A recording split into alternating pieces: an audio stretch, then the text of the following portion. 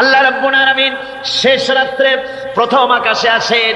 হাদিস শরীফে এসেছে, প্রথম আকাশে আল্লাহ রাব্বুল আলামিন এসে দুনিয়ার মানুষকে ডাকেন, কে আছো? গুনাহ করে জীবন বোঝাই করে ফেলেছো, নাফরমানি করেছো, গুনাহ করেছো, অথবা বিপদে পড়েছো, ঋণগ্রস্ত হয়ে পড়েছো, অসুবিধায় পড়েছো, মামলা মকদ্দমায় পড়েছো, আমার কাছে মাপ চাও, আমার কাছে সাহায্য চাও। এই সময় যে সমস্ত বান্দারা আরামের ঘুমকে হারাম করে আল্লাহর দরবারে কাঁদতে থাকে, তাহাজ্জুদের নামাজ আদায় করে যখন হাত তুলে কাঁদে, আল্লাহ পাক তখন এই দৃশ্য দেখে ফেরেশতাদের বলেন, ও আমার ফেরেশতারা, আমার ওই বান্দাগুলি কাঁদে কেন? সমস্ত মানুষ যখন ঘুমানো, এই বান্দাগুলি কাঁদে কেন বলো? ফেরেশতারা বলে, আল্লাহ তুমি তো ভালো করে জানো। ফেরেশতারা বলে, আল্লাহ পাক বলবেন, তবুও তোমাদের মুখ থেকে শুনতে চাই। ফেরেশতারা তখন বলবে, রব্বুল আলামিন তোমার বান্দা গুনাহ করেছে, জাহান্নামের ভয়তে তোমার কাছে কাঁদতেছে, তোমার ভয়তে কাঁদে, জাহান্নামের ভয়তে কাঁদে। আল্লাহ জিজ্ঞেস করেন, ফেরেশতারা, ওরা যে আমার ভয়তে কাঁদে, ওরা কি আমারে দেখছে নাকি? ফেরেশতারা বলেন, না, খোদা তোমারে দেখে নাই। আল্লাহ পাক বলেন, ওরা আমার যে জাহান্নামের ভয়তে কাঁদে, ওই জাহান্নাম তারা দেখেছে নাকি? ফেরেশতারা বলে, না আল্লাহ, তোমার জাহান্নাম ওরা দেখে নাই, তোমার বেহেশত কিছুই দেখে নাই। আল্লাহ পাক বলেন, আমার ফেরেশতারা, এই বান্দাগুলি আমার দোজখ দেখে নাই, আমাকে দেখে নাই, হাসর মিজান সিরাত কিছুই দেখে নাই, শুধু কোরআনের কথা শুনে, আমার নবীর কথা শুনে, আমার কোরআনের কথা শুনে বিশ্বাস করে আরামের ঘুমকে হারাম করে কিভাবে কাঁদতেছে তাকায় দেখ। আমার রহমতের দরিয়ায় জোশ মেরে গেছে, তোরা সাক্ষী থেকে যা, আমার ওই ক্রন্দনরত বান্দাগুলিকে আমি আল্লাহ মাফ করে দিলাম। আমার ভাইরা, আল্লাহ পাক বলেন, আম্মান হুয়া কানিতুন আনা আল-লাইলি সাজিদাও ওয়া কাইমা। আল্লাহ রাব্বুল আলামিন বলেন, সিজদার ভিতরে আর দাঁড়ানোর ভিতরে আমার এই বান্দাগুলি আখিরাতে আমার সঙ্গে দেখা করা লাগবে, এই ভয়তে, জাহান্নামের ভয়তে তারা কাঁদে, এভাবে কাঁদতে থাকে। আর আল্লাহ পাক ওই সময় তাদের গুনাহ মাফ করতে থাকেন। কোরআনে কারীমের ভিতরে আল্লাহ পাক বলেন, সারা রাত ঘুমাতে আল্লাহ নিষেধ করেছেন, সারা রাত যেন ঘুমায়ো না, পাইকারি ধরে ঘুমায়ো না, একটু জাগো। ওয়াজকুর ইসমা রাব্বিকা বুকরাতাও ওয়া আসীলা। সকাল এবং সন্ধ্যায় তোমার প্রভুর, তোমার রবের জিকির করো, স্মরণ করো। وَمِنَ اللَّيْلِ فَاسْجُدْ لَهُ وَسَبِّحْهُ لَيْلًا طَوِيلًا। তোমার রাতের বেলায়, রাতের একটা অংশ সেজদায় অবনত হও, আর রাতের দীর্ঘ সময় ঘুমায় থেকো না, হয় একটা লম্বা সময় ঘুমাও, কিন্তু একটা অংশ রাখো যে সময় তুমি আমার দরবারে সেজদায় পড়ে যাবে, কাঁদবে। আমার বন্ধুগণ, রাতটা ওয়াজআলনাল লাইলা সুবাতা, আল্লাহ রাব্বুল আলামিন ওয়াজআলনা সুবাতা ওয়াজআলনান নাওমা সুবাতা ওয়াজআলনাল লাইলা লিবাসা, ঘুমকে বানাইছেন আল্লাহ শান্তির বাহন, আর রাতকে করেছেন আচ্ছাদন। রাতকে কি করেছেন? আচ্ছাদন। রাতকে একটা পর্দা লাগিয়ে দিয়েছেন, রাতের পর্দা। যেহেতু প্রেম ভালোবাসা ঢোল পিটায় করা যায় না, ঢোল পিটায় প্রেম করা যায়? যায় না। মানুষকে দেখায় দেখায় প্রেম ভালোবাসা করা যায় না, এটা হলো দুনিয়ার রীতিনীতি। দুনিয়ায় যেটা মানুষেরা করে, আসল সবচাইতে বড় ভালোবাসার পাত্র হলেন আল্লাহ, মাশুক হলেন আল্লাহ, আশেক হলো মানুষ। আশেক এবং মাশুকের ভিতরে প্রেম বিনিময় হবে, ভালোবাসার আদান প্রদান হবে, কথোপকথন হবে। এজন্য দিনের কোলাহল পূর্ণ অবস্থায় তা হয় না বলে রব্বুল আলামিন বলেন, আমি তোমাদের জন্য রাতকে একটা আচ্ছাদন, একটা পর্দা বানায় দিয়েছি। এই রাতের পর্দার ভিতরে থেকে আমারে ডাকো, আমাকে, আমার কাছেই তুমি আমাকে ডাকো, একটা লম্বা সময় নিয়ে আমাকে বলতে থাকো, আমাকে ডাকতে থাকো। আল্লাহ পাক তার নবীকেও বলেছেন, ইয়া আইয়ুহাল মুযাম্মিলু কুমিল লাইলা ইল্লা কালিলা। হে চাদর আচ্ছাদিত ব্যক্তি, রাত্রিকালে সালাতে দণ্ডায়মান থাকো, কিন্তু কম, সারা রাত জাগার দরকার নেই। একটা অংশ জাগো, যখন তুমি আমার জন্য কাঁদবে, আমার জন্য সেজদায় পড়ে থাকবে। সাহাবায়ে কেরামদের সঙ্গে রোমকদের লড়াই হতেছে, রোমক সৈন্যরা যুদ্ধে জিততে পারতেছে না কিছুতেই। এরপরে তারা গোয়েন্দা বিভাগের লোক পাঠায় দিল, এদের সঙ্গে জিততে পারি না কেন, একটু খুঁজে দেখে আসো রাতের এরা করেটা কি। গোয়েন্দা বিভাগের লোক সারা রাত ঘুরে ঘুরে তারপরে এসে রিপোর্ট করলো। এরপরে এসে তাদের প্রধানের কাছে রিপোর্ট করলো, আমরা যে যার কাছে গিয়েছিলাম দেখে এলাম, হুম বিল্লাইলি রাহবানুন ওয়া বিন্নাহারি ফুরসানুন, আমরা দেখে এলাম যাদেরকে দিনের বেলায় প্রচন্ড শক্তিশালী বীর যোদ্ধা রূপে যাকে যুদ্ধ করতে দেখেছি ময়দানে, রাতের বেলায় দেখলাম গিয়া একেবারে নিতান্ত ফকিরের মতো, কেউ তো সেজদায় পড়ে কাঁদতেছে, কেউ আবার তেলাওয়াত করতেছে, চোখ দিয়া পানি পড়তেছে, আবার কেউ নামাজ পড়তেছে, আবার কেউ হাত তুলে রেখেছে তাদের প্রভুর দরবারে, চোখের পানিতে তাদের চোখ বুক ভেসে যেতেছে। সারাটা রাত তেলাওয়াত আর সেজদা আর নামাজের মধ্যে তারা এভাবে কাটিয়ে দিয়েছে। সেনাপতি এই রিপোর্ট শোনার পরে বললেন, ও গোয়েন্দা বিভাগের লোকেরা, আমার রোমক সৈন্যরা শোনো, যে জাতির নৈতিক মান এত উচ্চে, ওই জাতির সঙ্গে যুদ্ধ করা মানে আমাদের আত্মহত্যা করার শামিল। এদের সাথে কিছুতেই আমাদের পক্ষে পারা সম্ভব না। হ্যাঁ, এদের সাথে পারা যাবে যদি এই সম্পর্ক নষ্ট করে দেওয়া যায়। আল্লাহর সাথে তাদের এই গভীর সম্পর্ক যেটা আছে, এই সম্পর্ক নষ্ট করে দিতে হবে, তাহলেই কেবলমাত্র সম্ভব হবে। এদের নৈতিক চরিত্র ধ্বংস করার জন্য প্রচেষ্টা চালাও, তাহলে হয়তো আমরা কামিয়াব হতে পারবো। আমার বন্ধুগণ, এই জন্য গভীর রাত্রে যারা ইমানদার ব্যক্তি, তাদের জন্য গভীর রাত্রে জাগার একটা ব্যবস্থা আল্লাহ পাক বলেছেন। ইমানদার ব্যক্তিদের জন্য এটা হলো 2 নম্বরের বৈশিষ্ট্য। ওয়াল্লাযীনা ইয়াকুলুনা রাব্বানা সরিফ আন্না আযাব জাহান্নাম ইন্না আযাবাহা কানা গরামা। রহমানের বান্দার, খাঁটি বান্দার 3 নম্বরের বৈশিষ্ট্য হচ্ছে এই, তারা আল্লাহ রব্বুল আলামিনের দরবারে হাত তুলে ফরিয়াদ জানায়, আল্লাহর কাছে মোনাজাত করে, আল্লাহ রব্বুল আলামিনকে বলে, আয় আল্লাহ, হে আমার প্রভু, আয় আমার রব, জাহান্নামের আগুন থেকে দয়া করে আমারে বাঁচাও। জোরে বলেন আমিন, জোরে বলেন আমিন। জাহান্নামের বর্ণনা আমরা এই মাহফিলে করেছি, করি নাই? মনে আছে? দারুণ কঠিন জায়গা, অত্যন্ত কঠিন জায়গা, মারাত্মক জায়গা জাহান্নাম। ওই জাহান্নামের জন্য আল্লাহর কাছে কাঁদতে হবে, মাপ চাইতে হবে জাহান্নাম থেকে। মুমিন ব্যক্তির 3 নম্বরের বৈশিষ্ট্যই তাই।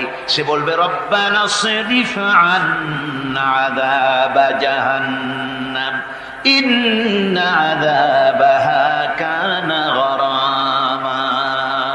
আয় আল্লাহ, তোমার জাহান্নামের শাস্তি থেকে তোমার কাছে মাপ চাই। আল্লাহ পাক বলেন, এই জাহান্নামের শাস্তি বড়ই প্রাণান্তকার হবে। ইন্নাহা সাআত মুস্তাকাররাও ওয়া মুকামা। জাহান্নাম হচ্ছে অবস্থানের জন্য অত্যন্ত নিকৃষ্ট, খুবই খারাপ জায়গা এই জাহান্নাম। কিন্তু মুসলমানদের অবস্থাটা ভিন্ন। মুসলমানেরা নেক আমল করে, ইবাদত বন্দি করে, তা সত্ত্বেও তার কলিজা কাঁপতে থাকে। সুবহানাল্লাহ, তার কলিজা কাঁপতে থাকে যে আমি যে ইবাদত করছি, এই ইবাদত আল্লাহর দরবারে মঞ্জুর হচ্ছে কিনা। এই জন্য তার মন কাঁপতে থাকে। সে আমলের উপর নির্ভর করে থাকে না, সে আল্লাহর দয়ার উপরে নির্ভর করে। কিসের উপরে নির্ভর করে? আল্লাহর দয়া, আল্লাহর রহমতের উপরে নির্ভর করে। আর সে আল্লাহর কাছে কাঁদতে থাকে, রব্বুল আলামিন, তুমি দয়া করে, মেহেরবানি করে আমার হিসাব নিও না। আমার হিসাব করে যদি বেহেশতে দাও, তাহলে তো বেহেশতে যাইতে পারবো। কিয়ামতের দিন আল্লাহ রাব্বুল আলামিন কোন মানুষকে যদি হিসাবের জন্য ধরে ফেলেন, তাহলে ওই বান্দার আর জাহান্নাম ছাড়া কোনো পথ নাই। এই জন্য আল্লাহ শিখাই দিয়েছেন, বান্দা দোয়া কর, ওয়া আদখিলনাল জান্নাতা বিগাইরি হিসাব। আয় আল্লাহ, বিনা হিসাবে তোমার জান্নাত আমাকে দান করো। আবার হুজুর দোয়া করেছেন, আল্লাহুম্মা হাসিবনি হিসাবান ইয়াসীরা। আয় আল্লাহ, তুমি আমার সহজ হিসাব নাও। পড়েন, আল্লাহুম্মা হাসিবনি হিসাবান ইয়াসীরা। হিসাবে ইয়াসির, সহজ হিসাব। আয় আল্লাহ, তুমি আমার সহজ হিসাব নাও। এই হাদিসের ব্যাখ্যায় এসেছে সহজ হিসাব কি? ব্যাখ্যায় এসেছে সহজ হিসাবটা হচ্ছে, আল্লাহ রাব্বুল আলামিন কিয়ামতের ময়দানে তার কোন বান্দাকে যদি রহমত করতে চান, কোন বান্দার প্রতি যদি দয়া করতে চান, কাউকে যদি ক্ষমা করতে চান, তাহলে আল্লাহ রাব্বুল আলামিন তাকে একটা পর্দার আড়ালে ডেকে নেবেন।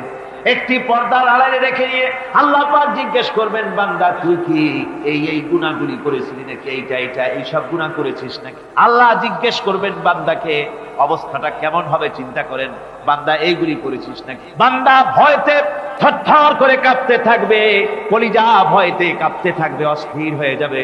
সে স্বীকার করবে, রব্বুল আলামিন, তুমি যা বলেছো, আমি সব অন্যায় আমার দ্বারা হয়েছে, আমি বুঝতে পারি নাই, আমাকে মাফ করে দাও।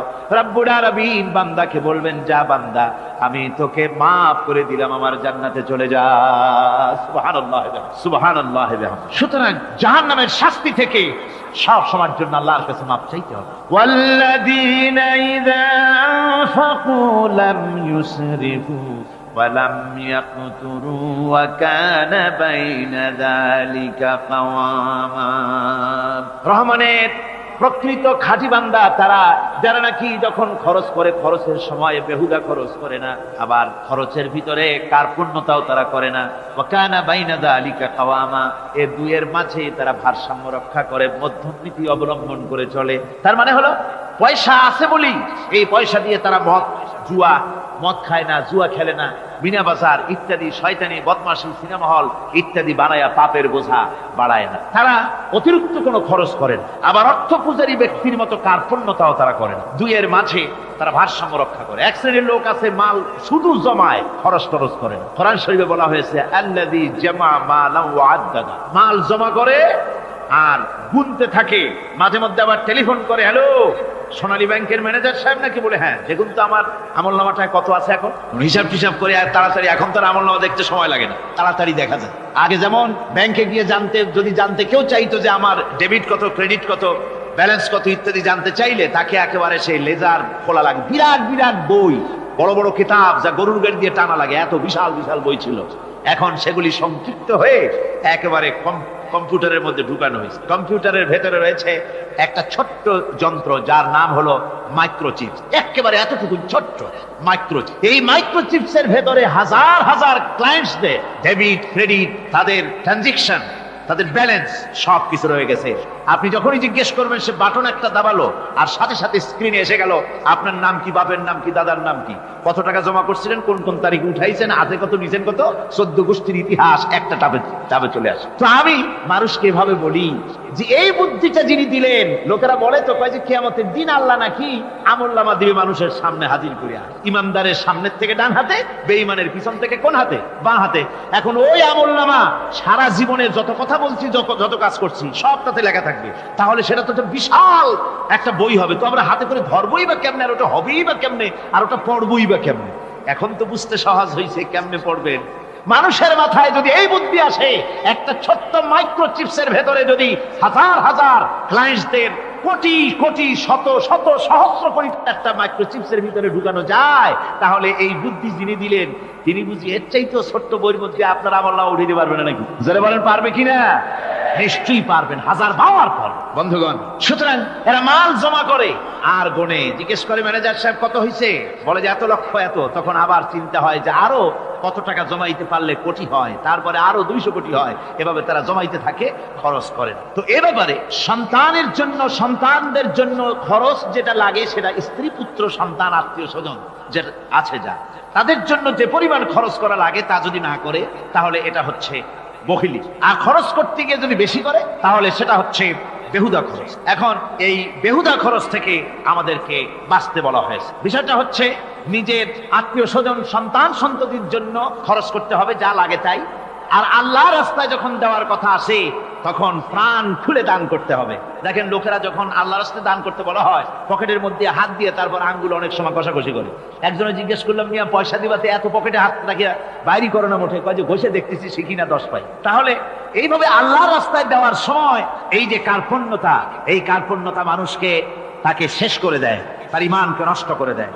আর পয়সা আছে বলে বেশি খরচ করতে হবে, যেমন বিবাহে লোকেরা খরচ করে আমাদের দেশে। কোরবানি করতে গিয়ে খরচ করে। হ্যাঁ, কোরবানি করবেন আপনি, ভালো একটা কোরবানি করবেন, আপনার পয়সা যেমন আছেন তেমন। কিন্তু 50,000 টাকা দাম দিয়ে একটা গরু কিনা, সেই গরুর গলায় মালা দিয়া এরপরে সারা শহরে প্রদর্শনী করতে হবে, এর কোনো যুক্তি নেই। আছে কোনো যুক্তি? যদি তা হয় তাহলে ওই গরু যিনি কেনেন তারও গলায় মালাই দিয়ে দুজনে একসাথেই ঘুরানো দরকার, বুঝলেন? আমার বন্ধুগণ, আপনি কোরবানি করবেন, কোরবানি আপনার 10,000 টাকায় হয়ে যেতে পারে, 15,000 টাকায় হয়ে যেতে পারে। বাকি টাকা করি আল্লাহর রাস্তায় খয়রাত করে দেন। কত গরিব আত্মীয় আছে তাদের দিয়ে দেন। 50,000 টাকা দিয়ে বিরাট বাজারের সেরা গরু খরিদ করে কোরবানি দিচ্ছেন। অর্থটা কি? মানুষকে দেখাচ্ছেন আল্লাহর দরবারের গোশত যাবে না, চামড়া যাবে না, রক্ত যাবে না, যাবে আপনার নিয়ত। কি যাবে?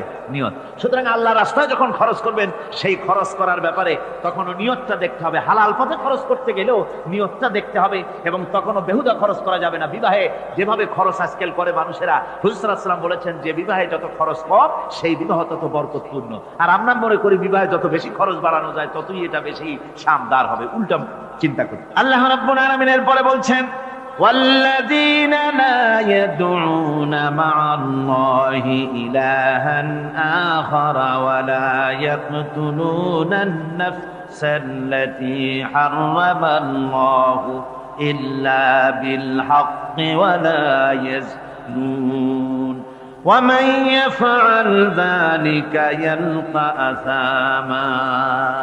আর রহমানের খাঁটি বান্দা যারা, তাদের পঞ্চম নম্বরের বৈশিষ্ট্য হচ্ছে এই যে তারা আল্লাহর সাথে, আল্লাহকে বাদ দিয়ে অন্য কাউকে ইলাহ বলে, মাবুদ বলে ডাকে না। এই ব্যাপারেও ব্যাখ্যা আমরা এই মাহফিলে দিয়েছি, মনে আছে না আপনাদের? আল্লাহ ছাড়া অন্য কাউকে ইলাহ বলে ডাকা যাবে না। ওয়ালা ইয়াকতুলুনা আন-নাফসাল্লাতী হারামাল্লাহু ইল্লা বিল হক। আর আল্লাহ যে সমস্ত প্রাণকে, আর ওই লোকেরা যারা নাকি আল্লাহ ছাড়া, ইমাম রহমানের বান্দা যারা, তারা একদিকে তো আল্লাহ ছাড়া অন্য কাউকে ডাকে না, মাবুদ বলে স্বীকার করে না, অন্যদিকে আল্লাহর হারাম করা প্রাণগুলিকে তারা ধ্বংস করে না। অর্থাৎ আল্লাহ যাদেরকে হত্যা করতে নিষেধ করেছেন, প্রাণীদেরকে হত্যা করতে, মানুষ হত্যা করতে নিষেধ করেছেন, আল্লাহর নিষেধ, আল্লাহ যেগুলি জায়েজ করেছেন সেগুলি বাদ দিয়ে হত্যা করা, এগুলি তারা করে না। ওয়ালা ইয়াজনুন, আর তারা জেনা ব্যভিচারেও লিপ্ত হয় না। এটা হচ্ছে যে এই সমস্ত লোকগুলি তারা গুনাহ থেকে মুক্ত থাকতে চেষ্টা করে, তারা আল্লাহ ছাড়া আর কাউকে রব বলে ডাকে না, ইলাহ বলে ডাকে না, মাবুদ বলে ডাকে না। হযরত ইবনে মাসউদ রাদিয়াল্লাহু তাআলা আনহু বলেছেন, তিনি রাসূল পাক সাল্লাল্লাহু আলাইহি ওয়াসাল্লামের কাছে জিজ্ঞেস করেছিলেন, হে রাসূল, সবচেয়ে বড় গুনাহ কি? হুজুর বলেছেন সবচেয়ে বড় গুনাহ তিনটা। সবচেয়ে বড় গুনাহটা কয়টা? রাসূল পাক সাল্লাল্লাহু আলাইহি ওয়াসাল্লাম বলেছেন সবচেয়ে বড় গুনাহ হচ্ছে তিনটি। একটি হচ্ছে, তুমি যদি কাউকে আল্লাহর সমতুল্য প্রতিদ্বন্দ্বী বানিয়ে যদি তার কাছে কিছু চাও, তাহলে এটা সবচেয়ে বড় গুনাহ। সন্তান দিতে পারেন আল্লাহ, তোমাকে রোগ মুক্ত করতে পারেন আল্লাহ, আল্লাহ যা করতে পারেন এই সব বিষয়গুলি যদি মানুষের কাছে চাও, তাহলে তুমি আল্লাহর জায়গায় তাকে বসালে, এটা সবচেয়ে বড় গুনাহ। আর 2 নম্বরের গুনাহ হচ্ছে, নিজের সন্তান তোমার খাবার খাবে, তোমার খাবারে সন্তান ভাগ বসাবে, এই ভয়তে সন্তানকে হত্যা করা, এটাও বিরাট পাপ। আর 3 নম্বরে হচ্ছে প্রতিবেশীর স্ত্রীর সঙ্গে জেনা করা, এটা হলো আরেকটি। মোট 3টি গুনাহ বলেছেন রাসূলুল্লাহ, সবচাইতে মারাত্মক গুনাহ। তার মধ্যে এই গুনাহগুলি তো আমাদের সমাজে চালু আছে। একদিকে সমাজের ভেতরে রয়েছে আল্লাহ ছাড়া মানুষের কাছে, মাজারের কাছে গিয়া, কবরের কাছে গিয়া, কবরওয়ালার কাছে চাওয়ার এই রেওয়াজ চালু আছে। এই রেওয়াজ কি চট্টগ্রামে কমেছে না বেড়েছে? কমেছে। জোরে কোন আলহামদুলিল্লাহ। কমে গিয়েছে, আগের তুলনায় বহুত কমেছে। যারা এই মাজারকে নিয়ে ব্যবসা করে, তারা অনেকে বলেছেন যে আমাদের ইনকাম আগে যা ছিল তার থেকে 4 আনায় নেমে গিয়েছে, 12 আনাই শেষ। জোরে কোন আলহামদুলিল্লাহ। জোরে বলেন আলহামদুলিল্লাহ। এই মাজার পূজা থেকে বাঁচতে হবে। 2 নম্বরে রয়েছে, সমাজের ভিতরে চালু আছে এই যে সন্তান হত্যা করা, এই হত্যা করার এক রেওয়াজ চালু আছে। এরপরে রয়েছে এমনি মানুষকে হত্যা করা। কলেজ ইউনিভার্সিটিতে যেভাবে মানুষ হত্যা করা হচ্ছে, এরা জানে না নিজের আদর্শকে প্রতিষ্ঠার জন্য আন্দাজ এবং অনুমানের উপরে ভিত্তি করে জেদ করে মানুষকে হত্যা করছে। কি বলেন, করে না? আল্লাহ রাব্বুল আলামিন বলেন, ওয়ামাইয়াকুতুল মুমিনান মুতাআম্মিদান ফাজাযাউহু জাহান্নাম খালিদিনা ফিহা আবাদান। আল্লাহ রাব্বুল আলামিন বলেন, মুমিন বান্দা কি কেউ যদি ইচ্ছে করে কাউকে হত্যা করে, তাহলে তার জায়গা হবে জাহান্নাম, তার আর কোনো শাস্তি নাই, একমাত্র জাহান্নামী হবে তার শাস্তি, চিরকাল জাহান্নামের ভিতরে থাকতে হবে। জোরে বলেন নাউজুবিল্লাহ। আজকে কলেজের মধ্যে, ইউনিভার্সিটিতে অনবরত আমরা হত্যাকাণ্ডের খবর শুনতে পাচ্ছি, সমানে হত্যা হচ্ছে। এই যে সন্ত্রাস এবং হত্যা যা হচ্ছে কলেজ ইউনিভার্সিটিতে, আপনারা আমাকে বলেন অনুরূপ হারে মাদ্রাসায় এই ধরনের সন্ত্রাস হচ্ছে? এত আস্তে জবাব দিলেন তাহলে বোধহয় হচ্ছে দেশে। মাদ্রাসায় সন্ত্রাসের কারণে, কোন টাইটেল মাদ্রাসা, ফাজেল মাদ্রাসা সন্ত্রাসের কারণে বন্ধ হয়েছে এমন কোন নজির আপনারা পেয়েছেন? পান নাই। কেন পান? কলেজ বন্ধ হচ্ছে, ইউনিভার্সিটি বন্ধ হচ্ছে, সন্ত্রাসের কারণে। মাদ্রাসা বন্ধ হয় না কেন? তার কারণ হচ্ছে কলেজ ইউনিভার্সিটিতে কোরআন পড়ানো হয় না, হাদিস পড়ানো হয় না, তাই তারা হত্যা করলে কি পাপ হয় তাও জানে না। হত্যা পাপ, হত্যার পাপ তো দূরের কথা, মানুষ কোরআন শুনতে আসে, কোরআন শুনতে আসাটাও তাদের বরদাস্ত হয় না। আমি জানতে পারলাম, এ মাহফিলে আসার সময় জানতে পেরেছি, চট্টগ্রাম বিশ্ববিদ্যালয়ের কাছে থেকে শ্রোতৃমণ্ডলী, মাহফিলের শ্রোতারা বাসে যখন আসতেছিল, সেখানকার কিছু সংখ্যক ছেলেরা ইট পাটকেল মেরেছে বাসের উপরে, বহুত লোক সেখানে আহত তারা করেছে। নাউজুবিল্লাহ মিন যালিক। কি শিক্ষা দেওয়া হচ্ছে সেখানে? কিন্তু মাদ্রাসায় তো হচ্ছে। কেন হয় না? তার কারণ হচ্ছে মাদ্রাসাগুলিতে কোরআনে কারীম পড়ানো হয়, রাসূলুল্লাহর হাদিস পড়ানো হয়, সেখানে জানানো হয়, এই কথাগুলি পড়ানো হয়। যদি কেউ কাউকে হত্যা করে জাহান্নাম ছাড়া কোনো জায়গা থাকবে না, চিরকাল জাহান্নামে থাকতে হবে, এই ভয়তে ওরা হত্যার ভিতরে যায় না। এই জীবন জীবন নয়, পরকাল আছে, কিয়ামতের দিন আল্লাহর দরবারে দাঁড়ায়া জীবনের সবকিছুর হিসাব দিতে হবে। এই জন্য তারা এসব জানে বলে, এসব তাদের রক্তে মাংসের ভিতরে ঢুকানো আছে বলে তারা চুরি ডাকাতি জেনা ব্যভিচার হত্যার দিকে তত যায় না যত এরা যায়। ঠিক কিনা বলেন? কলেজ ইউনিভার্সিটিতে আজকে কোরআন শরীফ পড়ানো হয় না। মাদ্রাসা এবং মসজিদে, মাদ্রাসাগুলিতে যে কারণে সন্ত্রাস হয় না, ওই কারণটা যদি কলেজ ইউনিভার্সিটিতে ঢুকানো যায় তাহলে সন্ত্রাস বন্ধ হতে পারে। ঠিক কিনা কথা? আমার ভাইরা, আজ বাংলাদেশে যে কয়টা ইউনিভার্সিটি আর যতগুলি কলেজ আছে, এদেশের সাধারণ মানুষের রক্তার্জিত পয়সা দিয়েই এই কলেজ ইউনিভার্সিটি চালানো হয়, কিন্তু সেখানে কোরআন শরীফের তাফসীর পড়ানো হয় না, হাদিস শরীফ পড়ানো হয় না, হয় সব পড়ানো হয়, কিন্তু কোরআনে কারীমের তাফসীর পড়ানো হয় না, হাদিস শরীফ পড়ানো হয় না। যদি ওই কলেজ ইউনিভার্সিটির ছাত্রগুলিকে কোরআন শরীফ পড়ানো হতো, কোরআনের তাফসীর পড়ানো হতো, কলেজ ইউনিভার্সিটিতে হাদিস শরীফ যদি পড়ানো হতো, ইসলামের অর্থনীতি সমাজনীতি যদি পড়ানো হতো, তাহলে কলেজ আর ইউনিভার্সিটি গোটা জাতিকে মাস্তান আর গুন্ডা উপহার দিত না, খালিদ বিন ওলীদের মতো মুজাহিদ উপহার দিত। জোরে বলেন সুবহানাল্লাহ। আজকে গোটা জাতির চিন্তা চেতনা ধারণার বহির্ভূত সেখান থেকে সন্তান আমরা পাচ্ছি। আজকে সেখানে ছেলে পাঠাচ্ছে বাপ, ছেলে পাঠাচ্ছে, ছেলে লেখাপড়া করে সেখান থেকে ভালোভাবে পাশ করে আসবে, চাকরি বাকরি করবে, মা বাপের সুখের কারণ হবে, কিন্তু দেখা যায় কিছুদিন পর সেখান থেকে চলে আসে সন্তান লাশ হয়ে বাপের ঘরে ফিরে এলো। কি শিক্ষা হচ্ছে? এই শিক্ষা ব্যবস্থার আমূল পরিবর্তন হওয়া দরকার। আপনারা অবাক হবেন, শিক্ষা ব্যবস্থার পরিবর্তন হওয়া দূরের কথা, কোরআন হাদিস কলেজ ইউনিভার্সিটিতে পড়ানো তো দূরের কথা, নামাজের জন্য কোনো তাগিদ নাই। কোন কলেজে কোন ইউনিভার্সিটিতে এরকমের তাগিদ আছে যে যারা মুসলমান ছাত্র জোহরের আযান হয়ে যাবে সব ছাত্র শিক্ষককে বাই হুক এন্ড ক্রুক মসজিদে যেতে হবে, 5 ওয়াক্ত নামাজ বা জামাত আদায় করতে হবে, এমন হুকুম আছে? আছে। এরপরেও ছেলেরা যে যতটুকু ভালো আছে, ও তো বাস ভাঙছে ইউনিভার্সিটির সামনে পাইয়া, ওরা লাঠি ঠাঙ্গা নিয়ে যে দূর আসে না, এই তো কপাল। কথা বুঝতে পেরেছেন? ওদের তো কিছু শিখানো হয় না, কিচ্ছু, অর্থাৎ চরিত্র সৃষ্টি তাদের করানো হয় না। নামাজের তাগিদ নাই, রোজার তাগিদ নাই, ওজন একটা আলাদা জগৎ। যুবতী মেয়ে, যুবতী ছেলে, যুবক ছেলে পড়াশোনা করে কো এডুকেশন, সহশিক্ষায়, একসাথে যুবক পুরুষ আর যুবতী মহিলা একসাথে ওঠা বসা করছে, একসাথে পিকনিক করতে কোথায় হারায় যাচ্ছে, কি করতেছে না করতেছে দেখারও কেউ নাই। জোরে করেন নাউজুবিল্লাহ। আজ তাই এক কথায় ইউনিভার্সিটিকে এদেশের একজন কবি বলেছিলেন ডাকাতদের গ্রাম। এখন শুধু ডাকাত না, মানে ডাকাতদের একেবারে আড্ডাখানা হয়ে গিয়েছে, অস্ত্রবাজির আড্ডাখানা হয়ে গিয়েছে। তাদের চরিত্র নষ্ট করার জন্য, ইসলামের থেকে তাদের মনকে ফিরিয়ে দেওয়ার জন্য বইপত্রের অভাব নাই, কোরআন হাদিসের অভাব আছে সেখানে, কিন্তু তাদের মন মগজ ইসলাম থেকে যেন ফিরে যায় এজন্য তাদেরকে বইপত্র দেওয়া হয়। যেমন সেই যুগের নাম করা কবি ছিল ইমরাউল কায়েস, খুব নাম করা কবি ছিল। তার কবিতার বই সাবায়ে মুআল্লাকা আজও পর্যন্ত মাদ্রাসা শিক্ষার, উচ্চ শিক্ষায় এবং ইউনিভার্সিটি শিক্ষায়, সেখানে আধুনিক শিক্ষার, উচ্চ শিক্ষায় সেখানে এ বই এখনো পড়ানো হয়। এই বইটির লেখক অর্থাৎ নাম করা কবির ছিল অনেকগুলি শত্রু। একদিন তার প্রাণের শত্রু তাকে ঘিরে ফেলেছে মরুভূমির ভেতরে, বলছে, তারা দুজন ছিল সংখ্যায়, বলল যে তোমাকে আমরা হত্যা করব। ইমরাউল কায়েস যখন দেখলো যে এদের হাত থেকে বাঁচার কোনো পথ নাই, তখন সে বলল, দেখো তোমরা তো আমাকে মারবে, কিন্তু একটা কথা আমি তোমাদেরকে বলি, আমাকে মারার পরে আমার দুটো মেয়ে আছে, মেয়ে দুটিকে একটি খবর পৌঁছে দেবে। কি খবর? বলে আমাকে মৃত্যু মারার পর আমার বাড়ি গিয়ে মেয়ে দুটিকে গিয়ে বলবে, ইয়া বানাতি ইমরাউল কায়েস ইন্না আবাকুমা। বাস এই কথাটুকুন বলে দেবে। তো যারা হত্যা করবে তারা চিন্তা করলো যে এই কথার দ্বারা তো আমরা হত্যা করেছি, তা তো প্রমাণিত হবে না, সুতরাং মারতে অসুবিধাটা কি? তারা মেরে ফেললো। মারার পরে মরুভূমির ভিতরে তাকে গেড়ে দিয়ে এরপরে এই দুইজন লোক ওয়াদা পালন করার জন্য ইমরাউল কায়েসের বাড়ি গেছে। বাড়ি গিয়ে বলছে মেয়ে দুটোকে ডেকে যে, হে মেয়েরা, তোমাদের পিতার সঙ্গে মরুভূমিতে আমাদের দেখা হলো, তারপরে তোমার পিতা আমাকে তোমাদেরকে একটা কথা বলতে বলেছেন, সেটা হলো এই, ইয়া বানাতি ইমরাউল কায়েস ইন্না আবাকুমা। শোনা মাত্রই মেয়ে দুটি চিৎকার করে কেঁদে উঠেছে। তাদের চিৎকার শুনে আশেপাশের লোকেরা এসে জিজ্ঞেস করলো, তোমরা কাঁদছো কেন? কয় যে এই দুটি লোক আমার পিতাকে হত্যা করেছে। কি করে বুঝলে?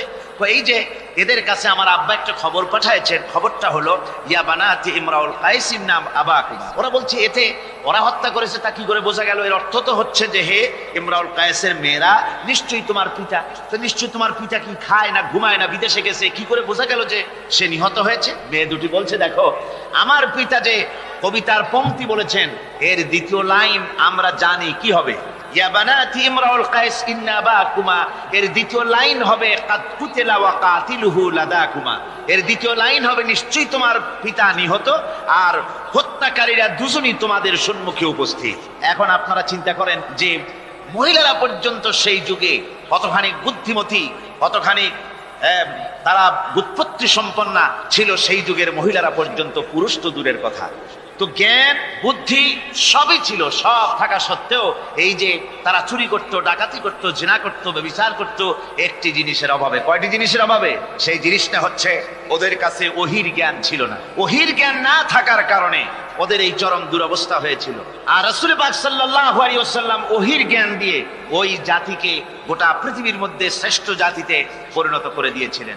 আজকে আমাদের দেশের শিক্ষা ব্যবস্থায় ওই ওহির জ্ঞান নাই, যার ফলে আমাদের দেশে ছেলেরা শিক্ষিত হয় কিন্তু সেই যুগের লোকেদের মতো হতে পারছে না, কলেজ এবং ইউনিভার্সিটি ওই ধরনের লোক তৈরি করতে পারছে না। আমার বন্ধুগণ, সে যুগের থেকে আমরা উন্নতি অনেক করেছি, উন্নতি বিশেষ বিশেষ ক্ষেত্রে এই করেছি। সে যুগের লোকেরা তারা যারা চোর ছিল, চুরি করত, তারা লেখাপড়া জানতো না। আজকে যারা চুরি করে তারা তো কমসে কম ম্যাট্রিক পাস। সে যুগে যারা ডাকাতি করত তারা লেখাপড়া জানতো না, আজকের যারা ডাকাত তারা কমসে কম বিএ পাস। আগের যুগে সেই যুগে যারা নাকি মানুষ হত্যা করত তারা লেখাপড়া জানতো না, আর আজকে যারা মানুষ হত্যা করে তারা রীতিমতো শিক্ষা গ্রহণ করে কোথায় কেমনে আঘাত দিলে তাড়াতাড়ি মরে এটা জেনে শুনে ট্রেনিং নিয়ে তারপরে মানুষকে হত্যা করে। অগ্রগতি উন্নতি এতটুকু হয়েছে, কিন্তু মৌলিক মানবীয় গুণাবলী সৃষ্টি করার জন্য কোরআনের অবদানের কোনো বিকল্প নাই। জোরে কোন সুবহানাল্লাহ। আমি গত 4 দিন আপনাদের সামনে কোন সূরা আলোচনা করেছি? সূরা ফুরকান। আমি সূরাটিকে শেষ করতে পারবো না, মানে মাঝখান থেকে আলোচনা করতে পারবো না, যেহেতু সময় নেই, আজকেই তো শেষ হয়ে যাবে। সেই জন্য আমি বেছে নিয়েছি সূরা ফুরকানের শেষ রুকুটি আপনাদের সামনে আজকে আলোচনা করব, যেখানে আল্লাহ রাব্বুল আলামিনের খাঁটি বান্দা তৈরি করার পরিকল্পনা আল্লাহ দিয়েছেন। খাঁটি বান্দা হওয়ার জন্য আল্লাহ পাক একটা ফর্মুলা বলেছেন, সেই ফর্মুলাটা আজকে আমরা এখানে আলোচনা করব। এই ফর্মুলা দিয়েই জনাবে মুহাম্মদ রাসূলুল্লাহ সাল্লাল্লাহু আলাইহি ওয়াসাল্লাম একটি সুন্দর সমাজ সৃষ্টি করেছিলেন। একটি আর্থ সামাজিক সুন্দর সমাজ বিনির্মাণে যে ধরনের লোক তৈরি করা দরকার ছিল, এই কোরআনে কারীমের মাধ্যমেই রাসূল পাক সে ধরনের লোক তৈরি করেছিলেন। আসুন শয়তানের ওয়াসওয়াসা থেকে পানাহ চেয়ে নিয়ে আমরা কথা শুরু করি। আউযু বিল্লাহি মিনাশ শাইতানির রাজীম। বিসমিল্লাহির রাহমানির রাহিম।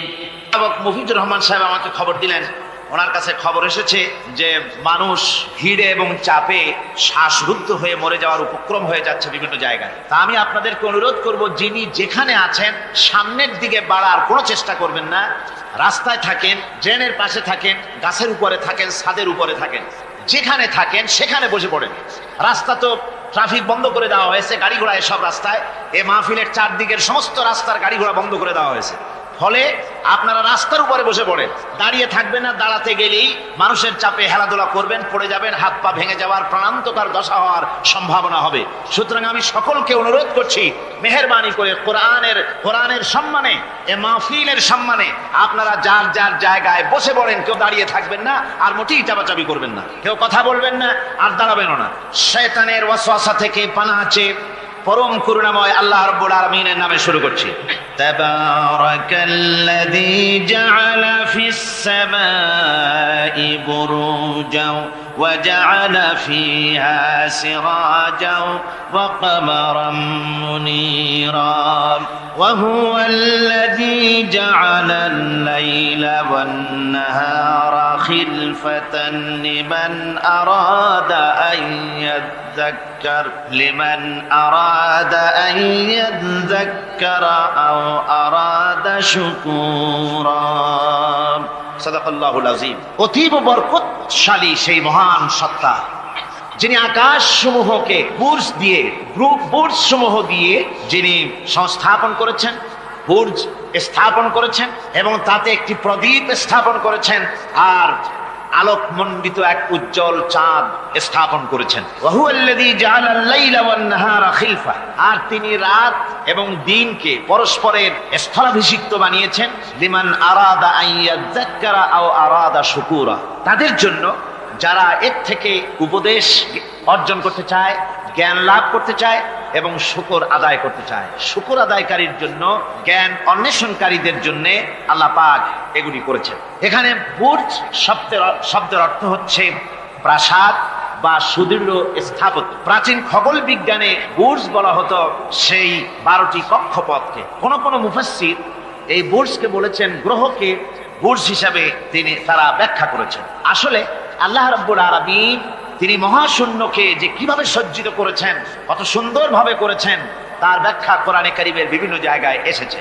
আল্লাহ পাক বলছেন, ওয়ালাকাদ জাআলনা ফিস সামাই বুরুজা ওয়া যায়্যানাহা